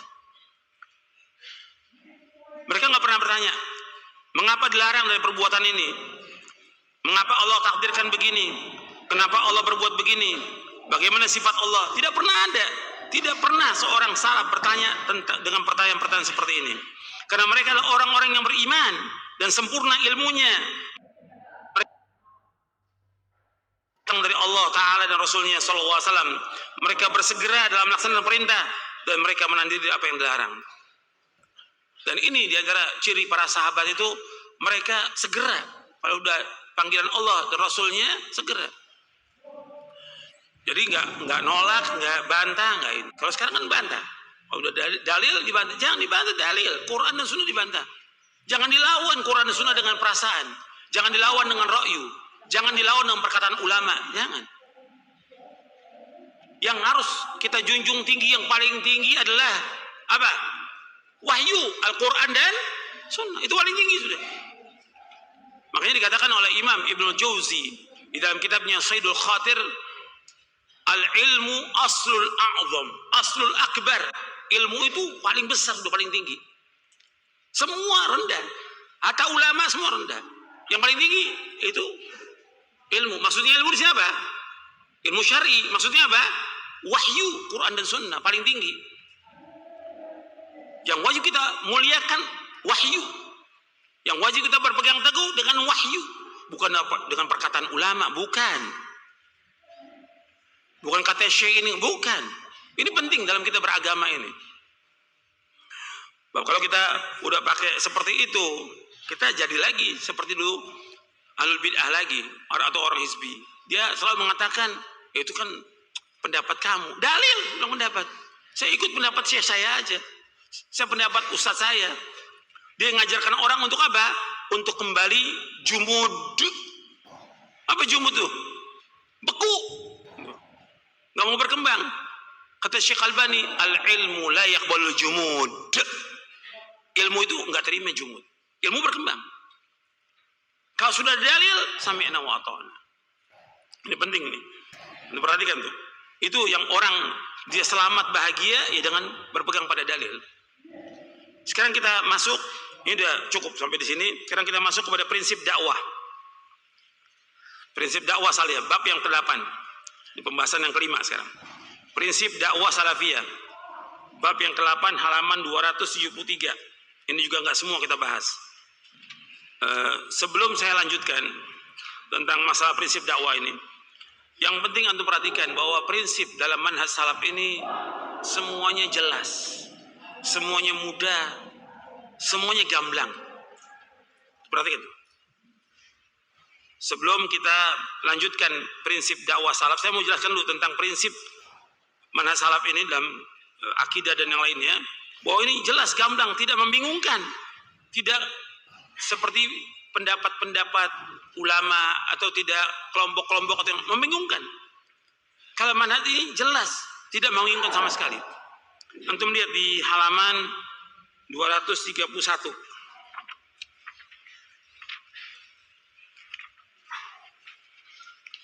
Tentang karakteristik manhaj salaf sebelum kita masuk kepada prinsip dakwah. Yaitu di bab yang ke-6. Kita kan nanti mau bahas bab yang ke-8 ini, yang ke-6 dulu. Yang pertama yang kita bahas, bahwa manhaj salaf ini sangat jelas, gamblang, dan mudah. Jadi nggak ada kesulitan orang mengikuti Al-Quran, Sunnah, Al-Fahmi salaf, nggak sulit, mudah, gamblang, jelas semuanya. Nggak ada yang menyulitkan sama sekali, nggak ada. Karena nggak mungkin Allah turunkan agama yang akan menyusahkan manusia, menyulitkan manusia, nggak mungkin, mustahil. Seluruh agama Islam isinya semuanya mudah. Makanya Nabi bersabda dalam hadis yang sahih Imam Bukhari, inna hadza dina yusrun. Sungguh agama Islam ini mudah. Mudah. Dan Allah menghendaki kepada kita apa? Kemudahan. Yuridullahu bikumul yusra wa la yuridu bikumul usra. Allah menghendaki kepada kalian kemudahan dan tidak menghendaki kesulitan. Mudah. Agama Islam ini mudah. Jadi manhaj salaf ini jelas, gamblang dan mudah. Salafiyah maksudnya agama Islam dengan kesempurnaan dan keumumannya. Antum lihat halaman 231, halaman 231. Salafiyah maksudnya Islam dengan kesempurnaan dan keumumannya, yakni Islam yang dibersihkan, disaring dari pengaruh-pengaruh budaya klasik dan warisan-warisan dari banyak kelompok dan sekte yang dimasukkan ke dalam Islam. Jadi Salafiyah adalah Islam dengan kesempurnaan dan keumumannya, yakni Islam yang berdasarkan Al-Quran dan Sunnah menurut pemahaman salaf yang terpuji. Nabi SAW menjelaskan bahwa Islam adalah ajaran yang putih bersih. Beliau SAW bersabda, inni qad taraktukum ala mithlil bayda lailuha kanahariha la yazigu anha ba'di illa halik. Sungguh aku tinggalkan kalian di atas Islam yang putih bersih, malamnya seperti siangnya. Tidaklah berpaling dari Islam yang putih bersih ini sepeninggalku melainkan akan rusak binasa. Hadis ini sahih diriwayatkan oleh Imam Ibnu Abi Asim dalam kitabnya Sunnah dan juga Ibnu Majah dari sahabat Irbad bin Sariyah radhiyallahu anhu. Artinya Nabi meninggalkan Islam ini putih bersih, malamnya seperti siangnya. Tidak ada yang berpaling dari putih bersih melainkan binasa. Kalau diumpamakan Islam ini putih bersih. Ya, nggak ada kesyirikan, nggak ada bercak syirik, nggak ada bercak bid'ah, tidak ada khurafat, nggak ada yang lain, bersih. Kemudian wafatnya Rasulullah SAW mulai timbul itu, mulai ada bercak-bercak lagi, bid'ah, ada khawarij, ada pemahaman-pemahaman sesat, ada kesyirikan segala macam. Ini yang mengotori, ini semua mengotori. Makanya ketika Nabi menyebutkan tidaklah berpaling dari yang putih bersih ini, melainkan dia akan binasa. Jadi yang harus dibersihkan yang mana? Coba, ini Nabi tinggalkan Islam ini putih bersih. Setelah Nabi wafat, itu mulai di dalam agama Islam ini ada tambahan-tambahan, ada syirik, ada bid'ah, ada khurafat, ada aliran, ada pemahaman. Ya, Nabi menyebutkan ketika orang itu berpaling dari yang putih bersih, dia pasti binasa. Ya, berarti kita harus berjalan di mana? Di atas yang udah rusak ini atau yang bersih? Berarti yang perlu dibersihkan yang mana? Yang perlu dibersihkan yang mana? Yang bercak-bercak ini harus bersihkan. Dengan apa membersihkannya? Dicuci. Dengan apa membersihkannya? Dengan dakwah. Al-Quran wa sunnah al-fahmi salaf. Dengan dakwah. Kita harus dakwah terus, nggak boleh berhenti. Nah, ini perhatikan. Kalau setan ini, kita bicara soal setan. Karena banyak benar setan ini. Kalau setan, dia bukan yang bercak ini yang mau dibersihkan. Yang dia mau hancurkan yang mana? Yang putih bersih. Ini namanya cara-cara setan. Gitu. Jadi yang mau dihancurkan yang putih bersih. Jadi orang yang mengajak Quran wa sunnah ala fahmi salaf ini yang mau dihancurkan oleh mereka. Paham gak sampai sini? Hah? Paham, benar. Alhamdulillah. Jadi antum jangan bengang-bengong. Mereka ini terus bagaimana menghancurkan dakwah yang hak ini dengan berbagai cara. Ini Rasul taraktukum ala mithlil bayda lailuha kanahariha la yazdigu anna ba'di la halik. Aku tinggalkan Islam putih bersih. Yang membuat kotor itu ya syirik. Yang bikin kotor Islam itu bid'ah. Yang bikin kotor Islam itu syirik. Yang bikin kotor Islam itu bid'ah. Yang bikin kotor Islam itu khurafat. Yang bikin kotor Islam itu firqah-firqah yang sesat. Berarti yang mesti dibersihkan yang mana? Ya ini yang semuanya. Dengan apa? Dengan dakwah. Nah, setan nggak mau. Bagaimana yang putih bersih ini yang dihancurkan oleh setan? Dengan berbagai cara. Paham ya? Sampai sini paham ya? Jangan ngangguk-ngangguk aja. Allahumma sholli wa sallim wa barik. Jadi terus tuh, makanya mereka Wahabi sesat. Ini dari setan. Ini dari mana? Dari setan. Wahabi sesat, Wahabi intoleran, ekstrim, macam-macam sudah, teroris. Ini yang mereka menghancurkan yang putih bersih ini. Karena tugas setan bagaimana menghancurkan agama Islam. Nah, setan punya pengikut namanya Hizbus Syaiton. Golongan setan. Punya pengikutnya dan mereka gencar. Dengan apa? Dengan yang tadi saya sebutkan dalam surah Al-Anfal ayat 36. Dengan uangnya mereka terus menginfakkan hartanya untuk liyasuddu an sabilillah. Untuk mencegah manusia dari jalan Allah. Apa kita berhenti? Jalan terus. Masjid ditutup, jalan terus. Masjid nggak boleh bangun, dakwah jalan terus. Jangan berhenti dakwah. Dakwah jalan selama langit dan bumi sampai kita diwafatkan oleh Allah. Paham sampai sini? Alhamdulillah. Sekarang kita masuk prinsip dakwah salafiyah. Alhamdulillah, kalau paham alhamdulillah. Saya takut antum datang dari tempat yang jauh nggak paham, cuma bengong, nunduk, la ilaha illallah. Rugi antum datang ke sini. Antum harus paham, ya. Kalau antum diincar orang, oh ini Wahabi sesat, nggak ada masalah. Di kampung antum diciriin, nggak ada masalah. Jalan aja, laksanakan ibadah kepada Allah dengan ikhlas. Mereka nggak akan bisa mengganggu kita sama sekali, kecuali dengan izin Allah. Jangankan itu tukang sihir aja nggak mampu. Wa ma hum bidarrina bihi min ahadin illa biidznillah. Hatta tukang sihir sehebat apapun dia nggak akan bisa mengganggu kita kecuali dengan izin Allah. Nggak usah takut. Ini kan sekarang banyak takut, dainya takut. Oh jangan, kita jangan bicara soal bid'ah lagi. Udah, simpan aja bid'ahnya. Simpan di mana? Jadi nggak berani lagi mengucapkan kullu bid'atin dhalalah wa kullu dhalalah, nggak berani lagi udah. Ini banyak nih. Sekarang udah ketakutan. Kenapa antum takut? Antum di atas kebenaran, mereka di atas kebatilan, dan kita pasti akan ditolong oleh Allah. Nas Al-Quran, antum nggak yakin sama Allah, Allah pasti tolong kita, pasti. Nggak usah takut. Kenapa harus takut? Takut dakwanya. Apa yang salah dakwah ini? Kita nggak memberontak pada pemerintah, kita nggak demo, nggak apa. Justru bangsa ini dan negara ini bersyukur dengan dakwah salam. Barokah yang ada dengan sebab dakwah ini. Kita ngajak orang untuk apa? Untuk beribadah kepada Allah. Kita ngajak orang untuk mentauhidkan Allah. Kita ngajak orang untuk sholat 5 waktu. Kita ngajak orang untuk berbakti pada orang tua. Kita melarang orang berbuat syirik, melarang orang berbuat bidah, melarang orang dari berbuat maksiat. Ini syukur negara ini mestinya. Bangsa ini syukur karena dengan dakwah ini barokah negara ini. Maka nggak bisa ditinggalkan dakwah ini. Barokahnya negara ini, barokahnya bangsa ini dengan adanya dakwah yang hak ini, Al-Quran wa sunnah ala fahmi salaf. Jelas sampai sini? Nah, kita lanjutkan prinsip dakwah salafiyah.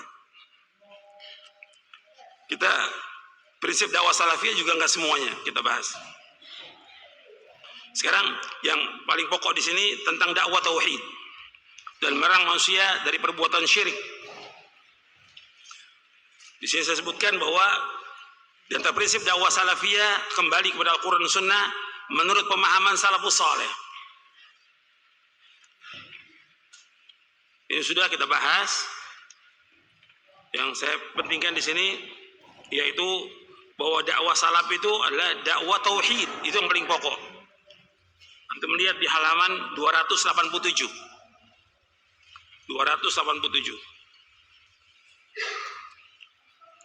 Jadi para dai halaman 287. Para dai harus memulai dakwanya dengan mengajak kepada tauhid. Karena itu adalah dakwah paling utama dan paling mulia. Dakwah tauhid berarti mengajak kepada derajat keimanan yang paling tinggi. Hal ini sebagaimana sabda Rasulullah SAW, al-imanu bid'un wa sab'una atau bid'un wa sittuna syu'batan fa afdaluha qawlu la ilaha illallah wa adnaha imatatul adha anit tariq wal haya'u syu'batun minal iman. Iman memiliki lebih dari 70 cabang atau lebih dari 60 cabang. Cabang yang paling tinggi adalah perkataan la ilaha illallah. Yang paling rendah adalah menyingkirkan duri, rintangan dari jalan, dan malu adalah salah satu cabang dari iman. Hadis ini sahih Bukhari, Muslim dan lainnya dari sahabat Abu Hurairah radhiyallahu anhu. Anda perhatikan di sini bahwa yang paling pokok di sini adalah tauhid. Kata Imam An-Nawawi rahimahullah, Nabi SAW telah mengingatkan bahwasanya cabang-cabang keimanan lainnya tidak akan sah dan tidak diterima kecuali setelah sahnya cabang yang paling utama. Apa cabang paling utama? Tauhid. Justru dakwah itu yang paling penting. Dakwah apa? Tauhid, tauhid, tauhid. Jangan yang lain. Dakwah. Ini dakwah ini udah banyak yang menyimpang. Udah menyimpang dari mana salaf dakwah yang ada sekarang ini. Maksudnya antum terus dakwah. Semuanya dai-dai salaf dakwah tauhid. Larang orang yang berbuat syirik. Dan gak boleh berhenti sampai diwafatkan oleh Allah Ta'ala. Bukan berarti yang lain nggak dakwakan. Tetap kita bahas tentang masalah wudu, masalah sholat, masalah muamalah, tetap dibahas. Tapi yang paling pokok siang malam kita dakwakan dakwah tauhid. Antum lihat lagi di halaman yang tadi, berdasarkan apa yang disebutkan di atas maka semua gerakan dakwah, antum perhatikan, berdasarkan apa yang disebutkan di atas maka semua gerakan dakwah yang berdiri tegak di atas dakwaan dan simbol islah perbaikan, namun tidak memfokuskan perhatian dan tidak bertolak dari upaya perbaikan tauhid, tentunya akan terjadi penyelewengan dan penyimpangan sesuai dengan kejauhan dari pokok yang sangat penting. Sebagaimana perbuatan orang-orang itu telah menghabiskan umur mereka dengan memperbaiki muamalah antara manusia, namun muamalah mereka terhadap Allah atau akidah mereka terhadap Allah menyimpang jauh dari petunjuk salafus saleh. Sama halnya dengan mereka yang telah menghabiskan umurnya dalam upaya menempati dan menduduki sistem pemerintahan dengan harapan akan mampu mengadakan perbaikan pada manusia melalui jalur tersebut, atau dengan mengerjakan berbagai kegiatan politik untuk mengejar dan meraih kekuasaan. Namun demikian mereka tidak menaruh perhatian untuk memperbaiki kerusakan akidah mereka dan kerusakan akidah orang-orang yang menjadi objek dakwah mereka. Ini ada nggak yang seperti ini? Yang aku salaf ada nggak? Ada. Lagi ditungguin sama dia tahun 2024. Mulai sekarang gencar nih. Gimana nih politik? Nggak ada salaf, nggak ada dakwah politik, nggak ada. Ini dakwah yang mereka ingin kejar ini dakwah hizbiyah, bukan dakwah salaf. Udah mulai bikin kelompok-kelompok deh. Untuk tahun 2000 berapa? 2024. ini menyimpang nih dari manhaj salaf. Menyimpang dari manhaj salaf. Siapa aja yang berkoar-koar, siapa aja, jangan antum ikut mereka itu. Atau punya gelar doktor, profesor, antum jangan ikut. Kita nggak ada, politik nggak ada. Jadi kita sibuk dengan mendakwakan umat ini agar mereka beribadah kepada Allah, mentauhidkan Allah. Sekarang saya mau tanya, umat Islam ini masih berbuat syirik atau tidak? Banyak. 1.000 orang? 10.000? Jutaan. Sekarang umat Islam nih di Indonesia jutaan yang berbuat syirik. Apa kita mau diam aja? Kita harus, sekarang saya ambil contoh. Kesyirikan yang ada ya, tentang kubur-kubur yang dibangun, yang disembah. Ada nggak dosa? Banyak, bertambah tahun bertambah. Bukan hanya kiai, bukan hanya ustadz, tapi orang fasik pun mereka datangi, dikeramatkan kuburnya. Fasik loh, yang nggak sholat sama sekali. Banyak. Indonesia banyak seperti itu. Belum lagi dukun-dukun, belum lagi sihir, belum lagi jimat-jimat. Yang lain kepercayaan-kepercayaan syirik banyak sekali di Indonesia. Nah sekarang itu mulai dipelihara itu dengan alasan macam-macam dipelihara. Tapi dakwah tetap dakwah. Dakwah tetap menasihati mereka tetap. Kan mereka pakai nama-nama yang indah. Kearifan lokal. Wisata religi. Indah namanya. Dan memang di dalam Al-Quran Allah sebutkan bahwa setan memberikan hiasan-hiasan yang indah. Wa zayyanahu syaitan. Malu. Setan menghiasi amal-amal mereka. Tapi dakwah nggak boleh berhenti, tetap aja dakwah yang hak ini. Sebab syirik ini yang paling besar merusak dakwah ini. Yang paling besar merusak Islam, merusak diri manusia, merusak keluarga, masyarakat, dan bangsa ini dengan sebab syirik. Perhatikan tuh, syirik ini merusak dan akibatnya sangat besar kesyirikan ini. Makanya harus terus kita mendakwakan dakwah tauhid ini. Karena peran dai-dai untuk mendakwakan dakwah tauhid ini harus terus. Makanya Ibnu Qayyim mengatakan, antum lihat di halaman 289. Halaman 289.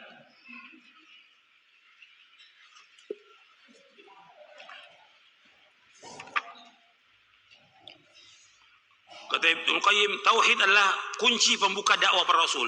Artinya kalau kita dakwah, pertama kali yang kita dakwakan tauhid. Berarti kita harus belajar tauhid.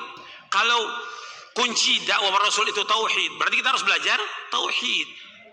Antum harus tamat tuh kitab tauhid.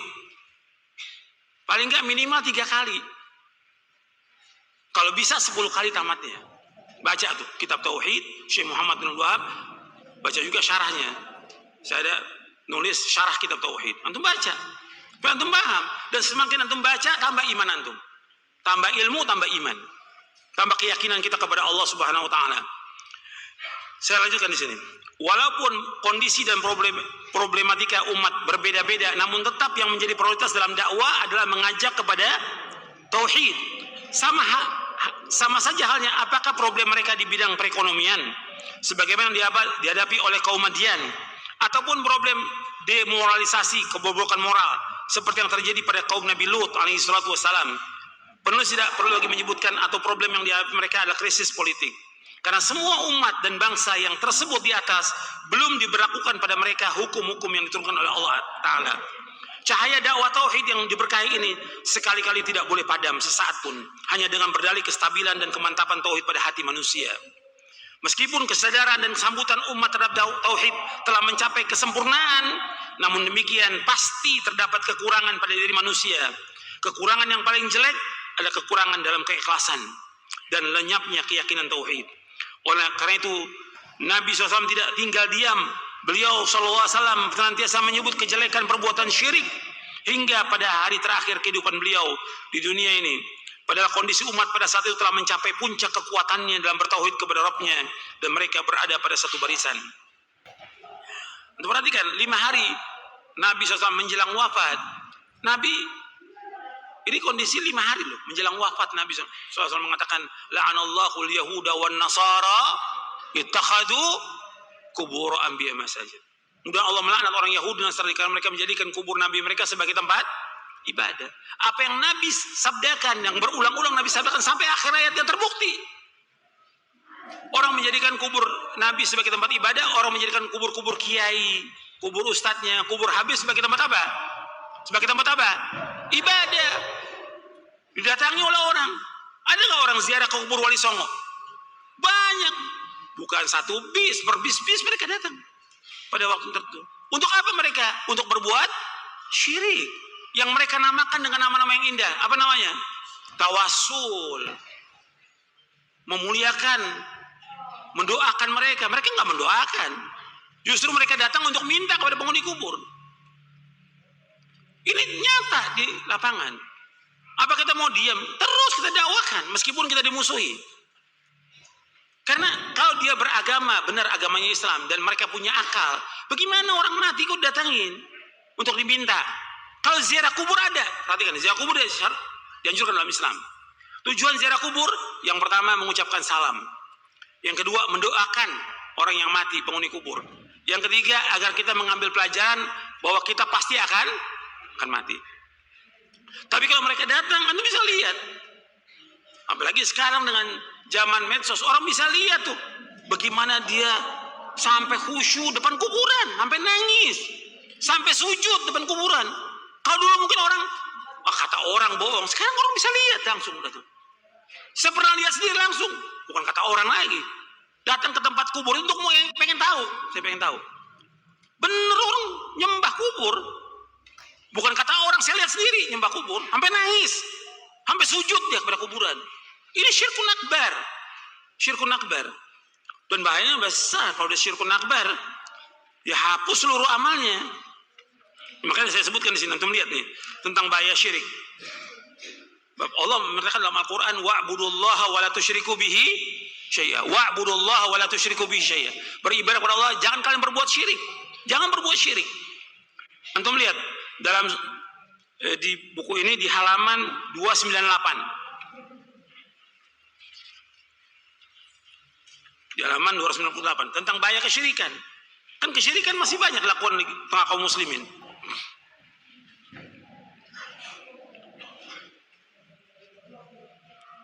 Ya contoh-contoh kesyirikan juga banyak. Seperti yang tadi saya sebutkan, ya orang datang ke kubur-kubur, apakah kuburnya kiai, kubur wali, kubur habib. Kemudian mereka apa? Mereka ibadah. Kuburan bukan tempat ibadah. Kuburan bukan tempat ibadah. Tapi kuburan mereka bangun sebagai tempat ibadah. Ini kuburan dibangun sebagai tempat ibadah oleh mereka. Mereka sujud. Ini syirkun akbar. Ini yang Nabi khawatirkan sallallahu alaihi wasallam kepada umatnya. Dan Nabi sudah sebutkan, seperti antum bisa nanti baca dalam kitab Tauhid, bahwa nanti di antara umat Islam ada yang menyembah berhala nanti. Kata Nabi, di antara umat Islam ada yang menyembah apa? Berhala. Gitu. Maka yang dikhawatirkan oleh Nabi Ibrahim alaihi salatu wassalam, Nabi Ibrahim yang dikatakan Abul Anbiya, bapaknya para nabi. Yang Nabi Muhammad SAW disuruh mengikuti milahnya siapa? Ibrahim. Nabi Ibrahim berdoa kepada Allah, wajnubni wa baniya an na'budal asnam. Ya Allah, jauhkan aku dan anak cucuku dari menyembah berhala.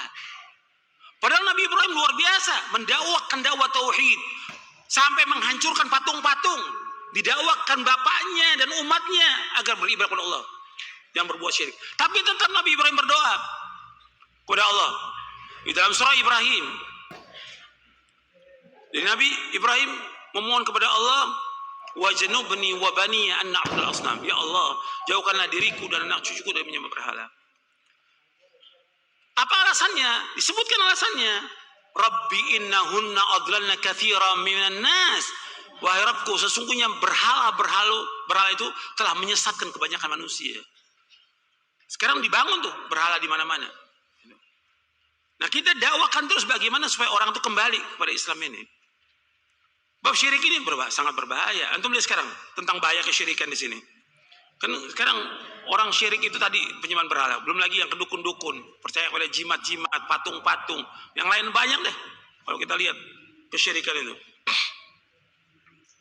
Orang percaya pada tongkat-tongkat, keris, tangkal, susuk, barang sakti, barang pusaka, belum lagi ramalan-ramalan segala macam. Ada ramalan juga ada. Ada yang sudah katanya udah ngaji, udah sekolah, ngeramal juga. Ngeramal tentang tahun berapa? 2024. Namanya doktor paranormal namanya. Karena dia ngeramal. Nggak boleh, nggak ada yang tahu kan tentang apa yang akan datang. Yang kita sibukkan bagaimana mendakwakan dakwah tauhid, narang dan syirik. Jangan sibuk dengan politik. Antum bukan orangnya. Bukan orangnya, jangan masuk di situ. Sekarang kita masuk ke bahaya kesyirikan. Bahaya kesyirikan sangat banyak, diantaranya syirik adalah dosa besar yang paling besar. Syirik dapat menghapus amal kebaikan.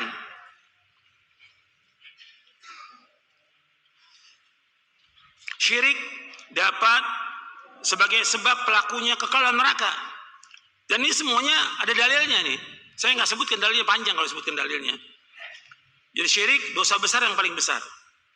Itu nas. Quran maupun hadis. Kan Nabi menyebutkan ala unabiukum biakbaril kabair. Maukah aku kabarkan kepada kalian tentang dosa besar yang paling besar? Yang pertama kali disebutkan asyirku billah. Yang kedua uququl walidain. Yang ketiga syahadatuz zur. Yang paling besar syirik. Yang kedua durhaka pada orang tua. Yang ketiga jadi saksi palsu. Kemudian syirik dapat menghapus amal kebaikan.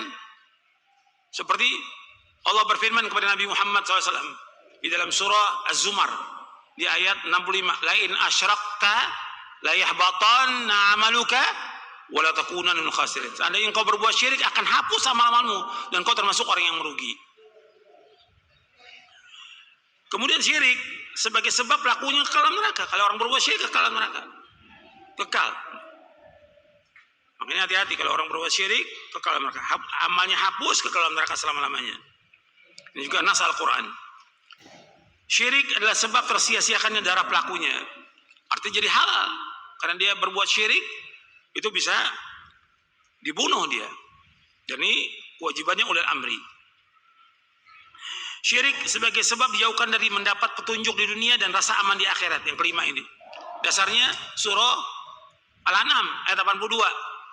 Alladzina amanu wa lam yalbisu imanahum bidzulmin ulaika lahumul amnu wa hum muhtadun.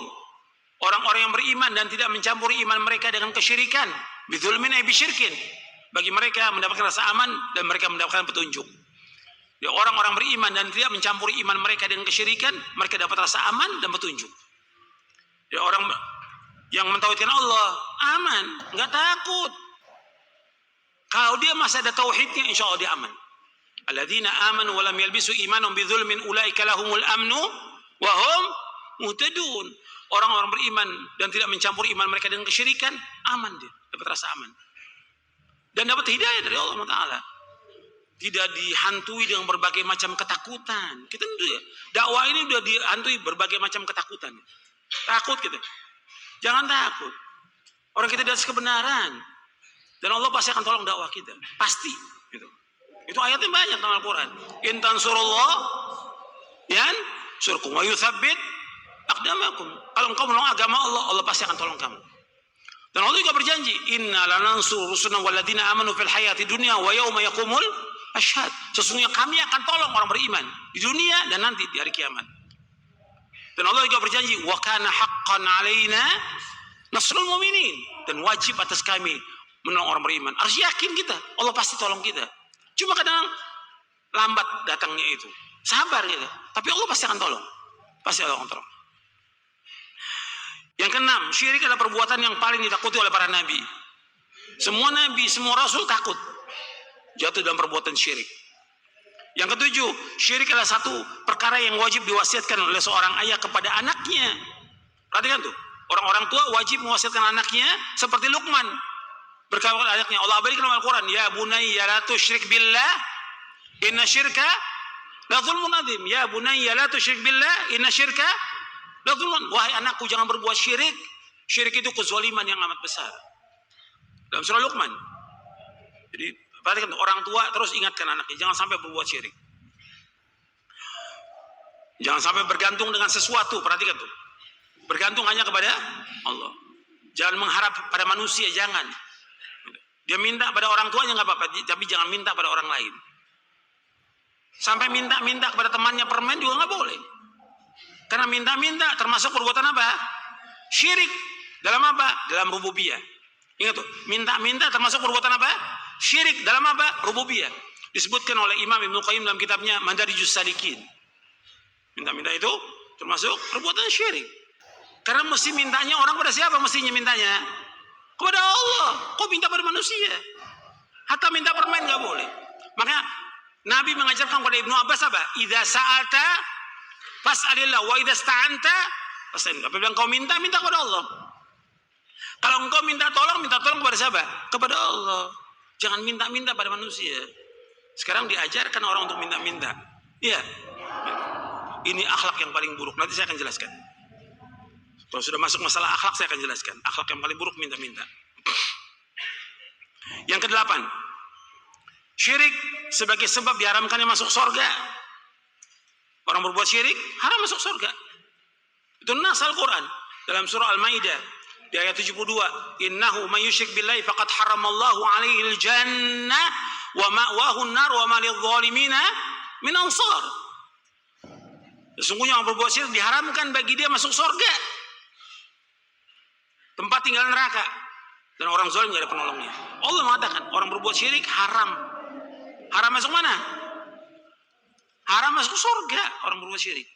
Tempat tinggal neraka. Itu nas Al-Quran. Surah Al-Maidah ayat 72. Surah Al-Maidah ayat 72. Innahu may yusyrik billahi faqad haramallahu 'alaihi al-jannah wa ma'wahu an-nar wa ma lidh-dhalimin min ansar. Kemudian yang ke-9, orang musyrik adalah orang yang mengada-adakan dan sesat. Artinya dia mengada-ada sesuatu yang baru dalam agama ini dengan menyembah kepada selain Allah. Makanya dia melakukan perbuatan dosa yang besar. Dia iftira atas Allah. Makanya Allah sebutkan innallaha la yaghfiru ayyushraka bihi wa yaghfiru ma duna dzalika liman yasha wa may yusyrik billahi faqad iftara itsman azima.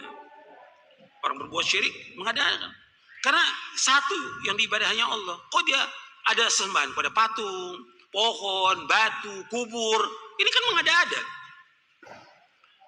Maka dosanya sangat besar orang berbuat syirik itu. Dan juga kalau dia pakai akalnya. Kita bicara akalnya deh. Orang mati. Ketika dia mati, dimandikan. Habis dimandikan, dikafankan. Kemudian digotong, dibawa ke masjid untuk disolatkan. Setelah itu dibawa ke kubur. Setelah dikubur, gimana? Orang datang berbondong-bondong. Ini akalnya di mana? Yang pertama, hilang agamanya dia. Yang kedua, hilang apa? Akalnya. Mati. Ini orang mati dimandikan, dikafankan, disolatkan. Kok sampai dikubur orang datang berbondong-bondong? Ini saya ngomong ini benar apa tidak? Nyata nggak? Bukan satu yang datang, jutaan ke kubur-kubur ini. Yang dibilang kiai, habib, tuan guru segala macam. Apa dengar tuh mereka? Apa bisa menjawab? Allah sebutkan dalam Al-Quran di dalam surah Fatir. In tad'uhum la yasma'u du'aakum walau sami'u mastajabu lakum. Wa yawmal qiyamati yakfuruna bisyirkikum wa la yunabbi'uka mithlu khabir. Allah sebutkan dalam surah Fatir. In tad'uhum, jika engkau mendoa kepada mereka, la yasma'u du'akum, enggak mendengar, orang mati. Wa in sami'u, seandainya mereka mendengar, mastajabu lakum, enggak bisa mengabulkan doa. Tapi kan semua datang tuh. Minta apa? Ada yang minta jodoh, ada yang minta rezeki, ada yang minta jabatan, ada yang minta segala macam sudah. Jika kalian meminta, mereka nggak bisa menjawab. Kemudian nanti hari kiamat gimana? Wa yaumal qiyamati yakfuruna bisyirkikum wa la yunabbi'uka mithlu khabir. Antum lihat ayatnya dalam surah Fatir. Jadi biar antum lihat dalil, ya, dalil. Surah Fatir surah yang ke-35. Jelas ini. Ini kalau mereka baca Quran, mesti kan mereka paham nih. Orang-orang yang datang ke kubur-kubur. Ya. Kalau mereka baca Quran, mereka paham mestinya. di ayat 13-14. Surah Fatir surah 35 ayat 13-14. Walladzina tad'una min dunihi ma yamlikuna min qitmir. Orang-orang yang kalian berdoa kepada selain Allah tidak memiliki meskipun hanya setipis kulit ari. Korma itu, korma. Begitu antum buka, bijinya itu yang nempel ada kulit, namanya kulit ari. Mereka nggak punya. Yang punya segala sesuatu itu siapa? Hanya Allah. Mereka sebutir kurmanya nggak bisa. Buat juga nggak bisa orang-orang itu. In tad'uhum la yasma'u du'aakum. Kalau kalian berdoa kepada mereka, apakah patung, pohon, batu, kubur, la yasma'u du'a, mereka nggak mendengar doa kalian. Walau sami'u mastajaba lakum. Kalau seandainya pun mereka mendengar, nggak bisa menjawab. Bagaimana orang mati bisa menjawab? Bagaimana orang mati bisa mengabulkan doa? Nggak bisa. Wa yaumal qiyamati yakfuruna bisyirkikum. Hari kiamat nanti mereka ingkari kesyirikan kalian. Wala yunabbiuka mithlu khabir. Enggak ada yang bisa mengabarkan seperti Allah yang Maha mengetahui. Jadi orang yang datang ke kubur-kubur minta di kubur-kubur, yang pertama hilang agamanya, yang kedua hilang apa? Akalnya. Kan disuruh berpikir, orang mati kok datang minta? Kalau dia masih ada akal, nggak mungkin dong dia minta kepada orang mati. Minta kepada zat yang hayyun qayyum, Allah Rabbul Alamin, yang tidak akan mati selama-lamanya. Bahkan ngantuk juga tidak, tidur juga. La ta'khudhu sinatun wala naum. Allah minta. Jangan kepada yang mati mintanya, kepada yang hidup minta. Allah Rabbul Alamin. Selanjutnya, bahwa orang musyrik adalah najis. Najis maksudnya najis maknawi ya. Innamal musyrikuna najasun dalam surah At-Taubah. Orang musyrik itu najis. Kemudian yang ke-11, amalan orang berbuat syirik tertolak, tidak diterima oleh Allah. Yang dasar tadi berapa ayat. Yang ke-12, diharamkan menikah dengan orang musyrik laki-laki dan wanita. Haram. Wala tankihul musyrikati hatta yu'minna dalam surah Al-Baqarah. Dan kamu nikahi perempuan-perempuan yang musyrikah sampai dia beriman. Wala amatun mu'minatun khairum min musyrikati wala ajabatkum. Wala tunkil musyrikita hatta tu'minu. Antum bisa lihat dalam surah Al-Baqarah. Kemudian syirik adalah larangan yang pertama kali disebutkan dalam Al-Quran. Dan Allah sebutkan wa'budullaha wa la tusyriku bihi syai'a. Beribadah kepada Allah, jangan berbuat syirik. Yang pertama kali Allah sebutkan jangan berbuat syirik. Gitu. Kemudian sekarang terjadi kesyirikan, sebab-sebab kesyirikan. Sebabnya berlebihan terhadap orang-orang soleh, berlebihan kepada orang-orang soleh. Gulu. Makanya disebutkan dalam kitab Tauhid bahwa anna sababa kufri bani Adam wa tarkim dinahum al-guluwu fis salihin. Bahwa sebab kufurnya anak Adam dan mereka meninggalkan agama mereka karena apa? Gulu. Berlebih-lebihan kepada orang soleh. Kemudian taklid buta. Ikut aja. Apa kata orang ikut. Kan banyak. Di kita ini biasa gitu ngikut. Gitu. Orang kan kalau ada sesuatu yang mesti diminta apanya? Dalil. Hujah. Jangan ikut. Kan sekarang banyak. Hatta pelajar. Dan saya kok heran ya. Pelajar-pelajar sekarang ini. Taklid. Ustaz juga sama. Udah ada omongan dari syekh, udah ngikut aja. Kan mesti buktinya dong. Qul hatu burhanakum in kuntum shadiqin. Mana bukti kamu, mana hujah kamu kalau kamu jujur. Allah mengatakan wala taqfu ma laysa laka bi'ilmun inna sam'a wal basara wal fuada kullu ulaika kana an mas'ula. Jangan kamu ikut apa yang kamu tidak tahu. Karena semua pendengaran, mata dan hati akan ditanya oleh Allah. Kemudian bodoh terhadap hakikat agama Islam. Ini yang terbanyak ini. Bodoh. Umat Islam ini nggak ngerti agama. Arti jutaan umat Islam ini nggak ngerti agama.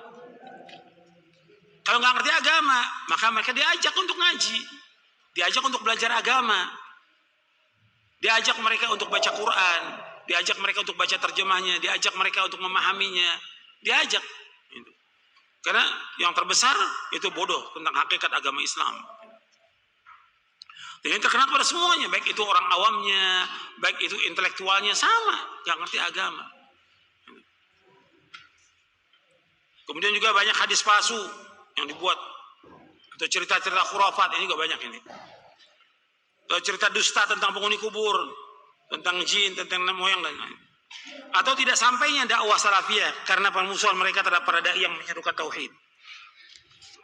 Sekarang ada satu lagi yang kita mau bahas sebagai bagian akhir dari pembahasan ini, yaitu berkaitan tentang akhlak.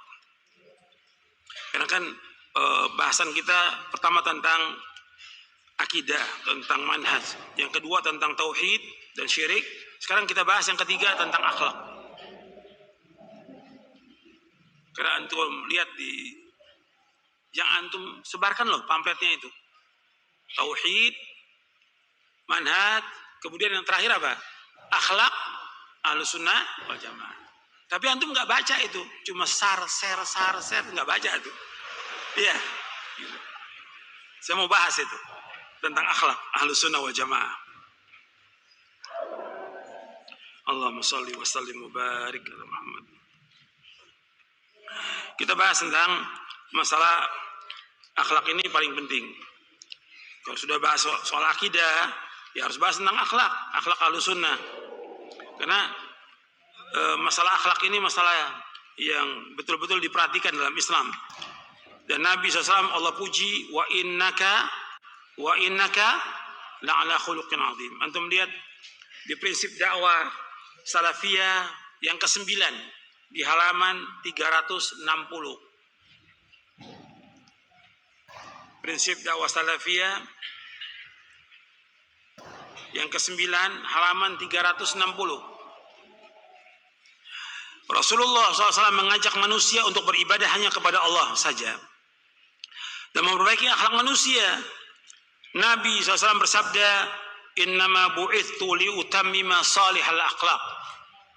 Sesungguhnya aku diutus untuk menyempurnakan akhlak yang baik. Hadis ini sahih dari Bukhari dalam kitabnya Al-Mufrad, Ahmad dalam Musnadnya dan Al-Hakim dari sahabat Abu Hurairah radhiyallahu anhu. Jadi ada dua. Ada innama bu'ithtu liutammima salihal akhlak, ada juga innama bu'ithtu liutammima makarimal akhlak. Dua-duanya sahih riwayatnya. Sesungguhnya antara akhlak dengan akidah terdapat hubungan yang sangat kuat. Antara akhlak dengan akidah terdapat hubungan yang sangat kuat.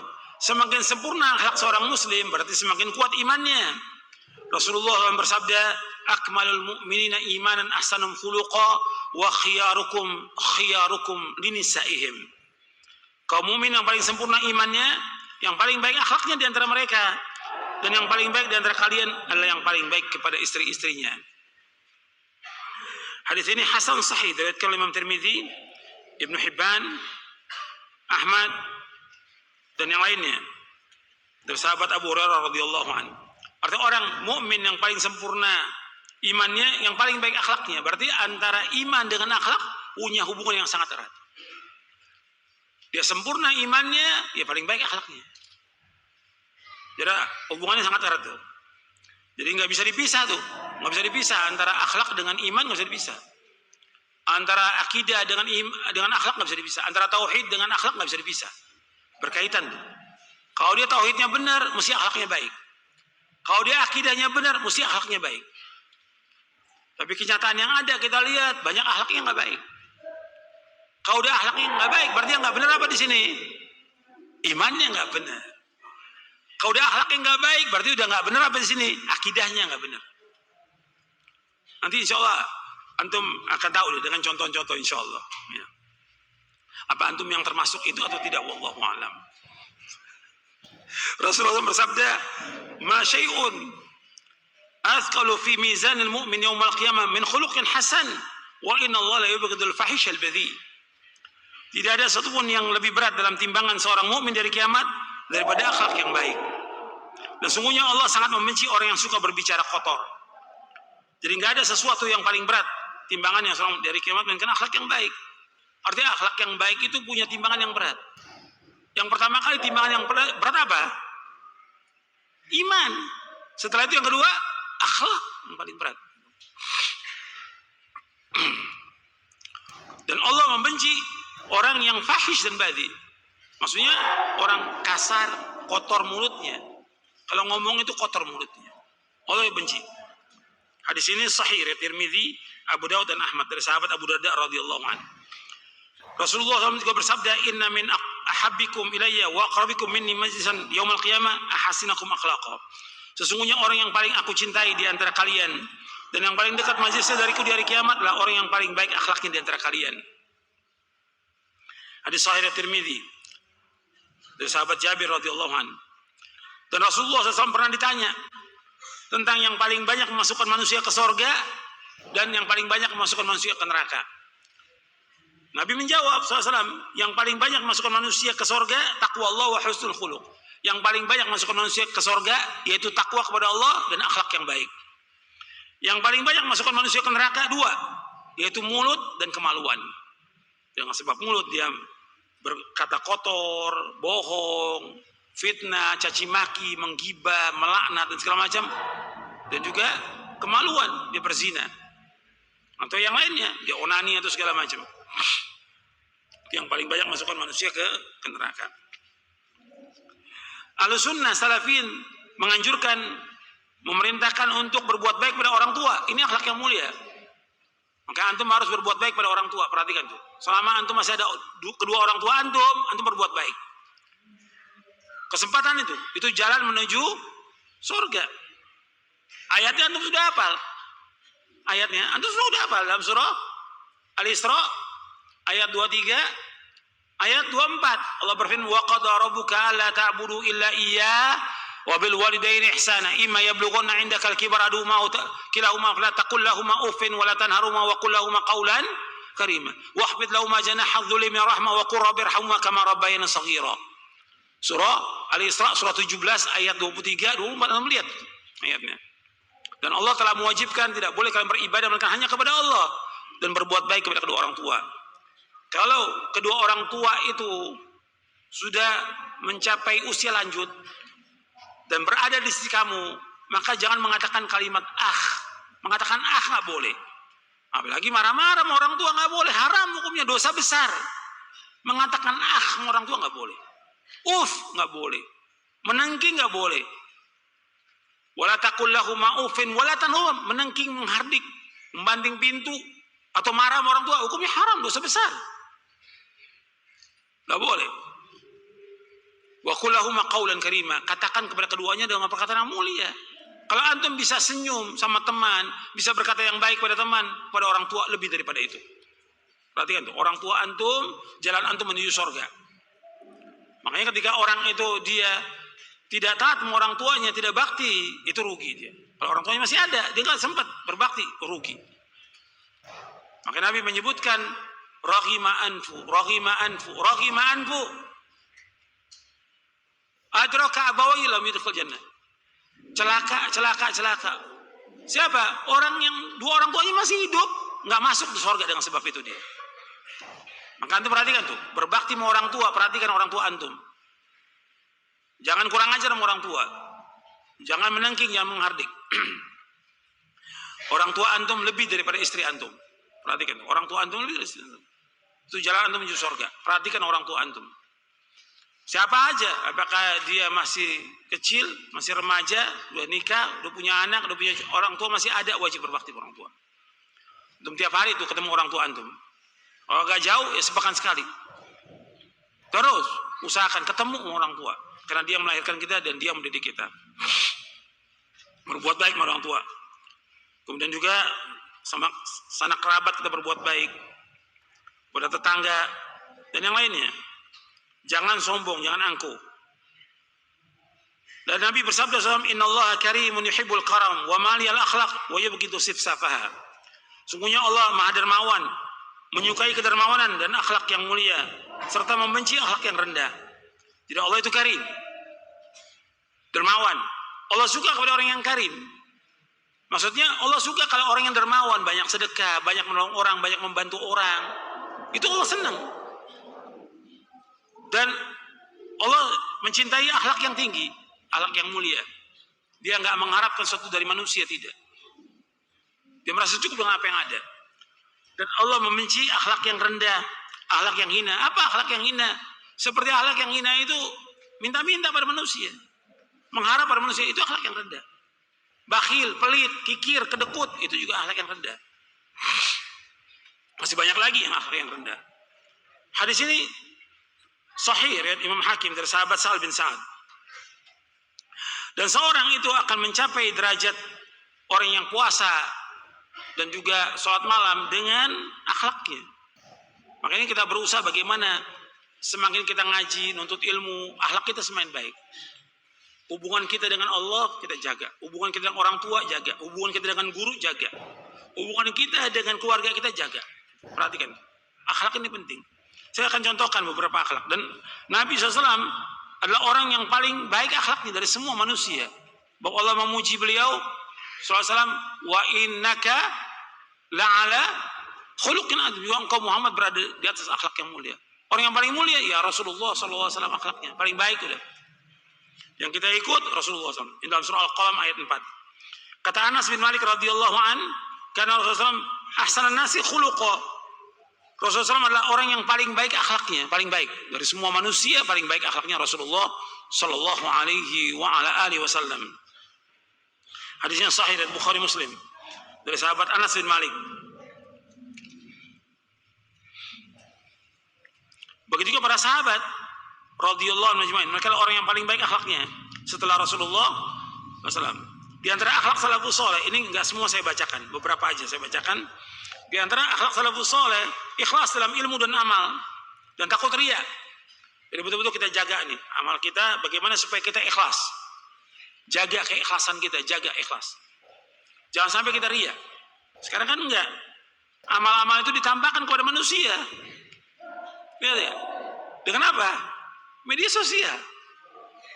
Sholatnya diunjukin, lagi umroh diunjukin. Misal lagi umroh nih, misal lagi tawaf. Habis itu, habis amalnya. Ditunjukkan pada manusia. Sekarang semuanya begitu. Enggak orang awamnya, enggak pelajarnya, enggak ustadznya sama, sawaun alaihim. Ini akhlak yang jelek. Karena menampakkan kepada apa? Manusia. Kalau orang melakukan amal soleh, dia sembunyikan amal itu karena Allah. Bukan ditampakkan. Sekarang semua kegiatan ditampakkan. Kalau dia kayak ceramah begini, orang mau dengarkan, mau nulis, mengambil faedah, nggak ada masalah. Ini enggak sekarang. Semua dimasukkan di media sosial. Semuanya. Kalau antum masukkan di status antum Quran, hadis, nasihat, manfaat buat umat dibaca. Tapi gambar-gambar, foto-foto nggak ada manfaat sama sekali. Jadi kita jaga keikhlasan. Penting dalam semua amal ikhlas. Jangan semua ditampakkan kepada manusia, jangan. Antum jaga keikhlasan, amal antum tutup. Dan memang dalam banyak hadis kan disuruh untuk menutup amal-amal itu. Dan hadis Sa'ad bin Abi Waqqas yang diriwayatkan Muslim, "Innallaha yuhibbul abda taqiyal ghaniyya al-khafi." Itu riwayat Muslim dari Sa'ad bin Abi Waqqas radhiyallahu anhu. Sesungguhnya Allah mencintai seorang hamba yang bertakwa, merasa cukup dan khafi, tersembunyi dan beramal, enggak diperlihatkan pada manusia. Dan juga antum perhatikan ketika Nabi menyebutkan tentang 7 golongan yang masuk surga, yang dinaungi oleh Allah pada hari kiamat, di antaranya Nabi sebutkan warajulun tasaddaqa bisadaqatin fa akhfaha hatta la ta'lama shimaluhu ma tunfiqu yaminuhu. Seorang yang dia sedekah sampai tangan kirinya nggak tahu apa yang disedekahkan oleh tangan kanannya, bersembunyi. Sekarang diperlihatkan kepada manusia semua. Gak boleh. Jadi perhatikan tuh, jaga. Kemudian yang kedua, jujur dalam semua keadaan. Jangan dusta, jangan bohong. Perhatikan ya, harus jujur kita. Antum perhatikan, antum sudah ngaji, sudah nuntut ilmu, sudah belajar, jangan bohong. Sama siapa aja gak boleh bohong. Karena Nabi menyuruh kita untuk jujur. Para Nabi, para Rasul semuanya jujur, gak ada yang bohong. Tidak ada. Dan Nabi menyuruh kita untuk berlaku jujur. Jangan bohong. Dan antum ajarkan anak antum jangan bohong. Atau dia salah, akui kesalahannya. Jangan bohong. Jangan bohong. Karena bohong termasuk dosa besar. Bohong itu. Bohong itu akan membawa kepada kejelekan. Nabi bersabda dalam satu hadis yang sahih yang diriwayatkan oleh Imam Bukhari Muslim, Ahmad dari sahabat Abdullah bin Mas'ud radhiyallahu anhu, Nabi bersabda, "Alaikum bisidqi, fa inna sidqa yahdi ila albirr, wa innal birra yahdi ila jannah. Wa la yazaru rajulu yasduqu wa yataharra sidqa hatta yuktaba inda Allah siddiqa. Wa iyyakum wal kadhiba fa innal kadhiba yahdi ila al-fujur, wal fujur yahdi ila an-nar. Wa la yazalu rajulu yakdhibu wa yataharra al-kadhiba hatta yuktaba inda Allah kadzdzaba." Dalam hadis yang sahih dari Imam Bukhari, Muslim dan Ahmad dari sahabat Abdullah bin Mas'ud radhiyallahu anhu, adalah kalian selalu berlaku jujur, karena jujur itu akan membawa kepada kebaikan, dan kebaikan membawa ke surga. Dan tetaplah seorang berlaku jujur sampai Allah tulis dia termasuk orang yang jujur. Dan jauhkan diri kalian dari dusta, karena dusta itu akan membawa kepada kejelekan, keburukan, kejahatan, dan keburukan kejahatan akan membawa ke neraka. Dan tetaplah atau senantiasa seorang itu dusta atau bohong, maka Allah akan tulis dia termasuk tukang bohong. Jadi nggak boleh bohong. Coba deh antum sekarang, antum udah ikuti Al-Quran, Sunnah, Al-Fahmi Salaf, jangan bohong. Kan banyak yang bohong sekarang ini, tukang bohong. Kalau ngomong dusta, cerita dusta, sama istrinya bohong, sama anaknya bohong, sama orang, apa manfaatnya antum? Gak ada manfaat, dosa besar. Bohong itu dosa besar, bohong dosa besar. Dan orang yang bohong gak akan mengalami ketenangan. Kalau as-sidqu apa? Tumanina. Wal kadzib riba. Jujur itu membawa ketenangan. Adapun dusta itu selalu dia gak tenang. Syekhul Islam membawakan dalam kitabnya Majmu' Fatawa bahwa banyak dibawakan oleh beliau tentang as-sidqu asasul hasanat wal kadzib asasus sayyiat. Sudah dibawakan contoh-contohnya banyak. Bahwa jujur itu pokoknya semua kebaikan. Adapun dusta, bohong itu pokoknya semua kejelekan. Jadi antum jangan bohong, jangan. Janji juga tepati janji. Ini banyak yang janjinya bohong. Apalagi kalau udah masalah apa? Utang, piutang, Allah musta'an. Tukang bohong. Itu. Janji nggak ada. Antum janji ditanya mau dari kapan nanti? Allah berfirman dalam surah Al-Isra, "Wa'aufu bil ahdi innal ahda kana mas'ula." Sempurnakan janji, karena janji akan ditanya oleh Allah. Janji itu akan ditanya oleh Allah. Ini banyak yang bohong. Janji seminggu utang bayar, nggak bayar juga. Sebulan nggak bayar. Ini bohong. Maka Nabi berlindung kepada Allah di akhir tasyahud itu, Allahumma inni a'udzubika minal ma'thami wal maghrami. Ya Allah, aku berlindung kepada Engkau dari dosa dan utang. Karena orang kalau berutang, kata Nabi, idza haddatsa kadzaba wa idza wa'ada akhlafa. Orang berutang, kalau dia bicara bohong. Kalau janji mesti janji. Dan ternyata banyak yang udah ngaji begitu. Enggak orang awamnya.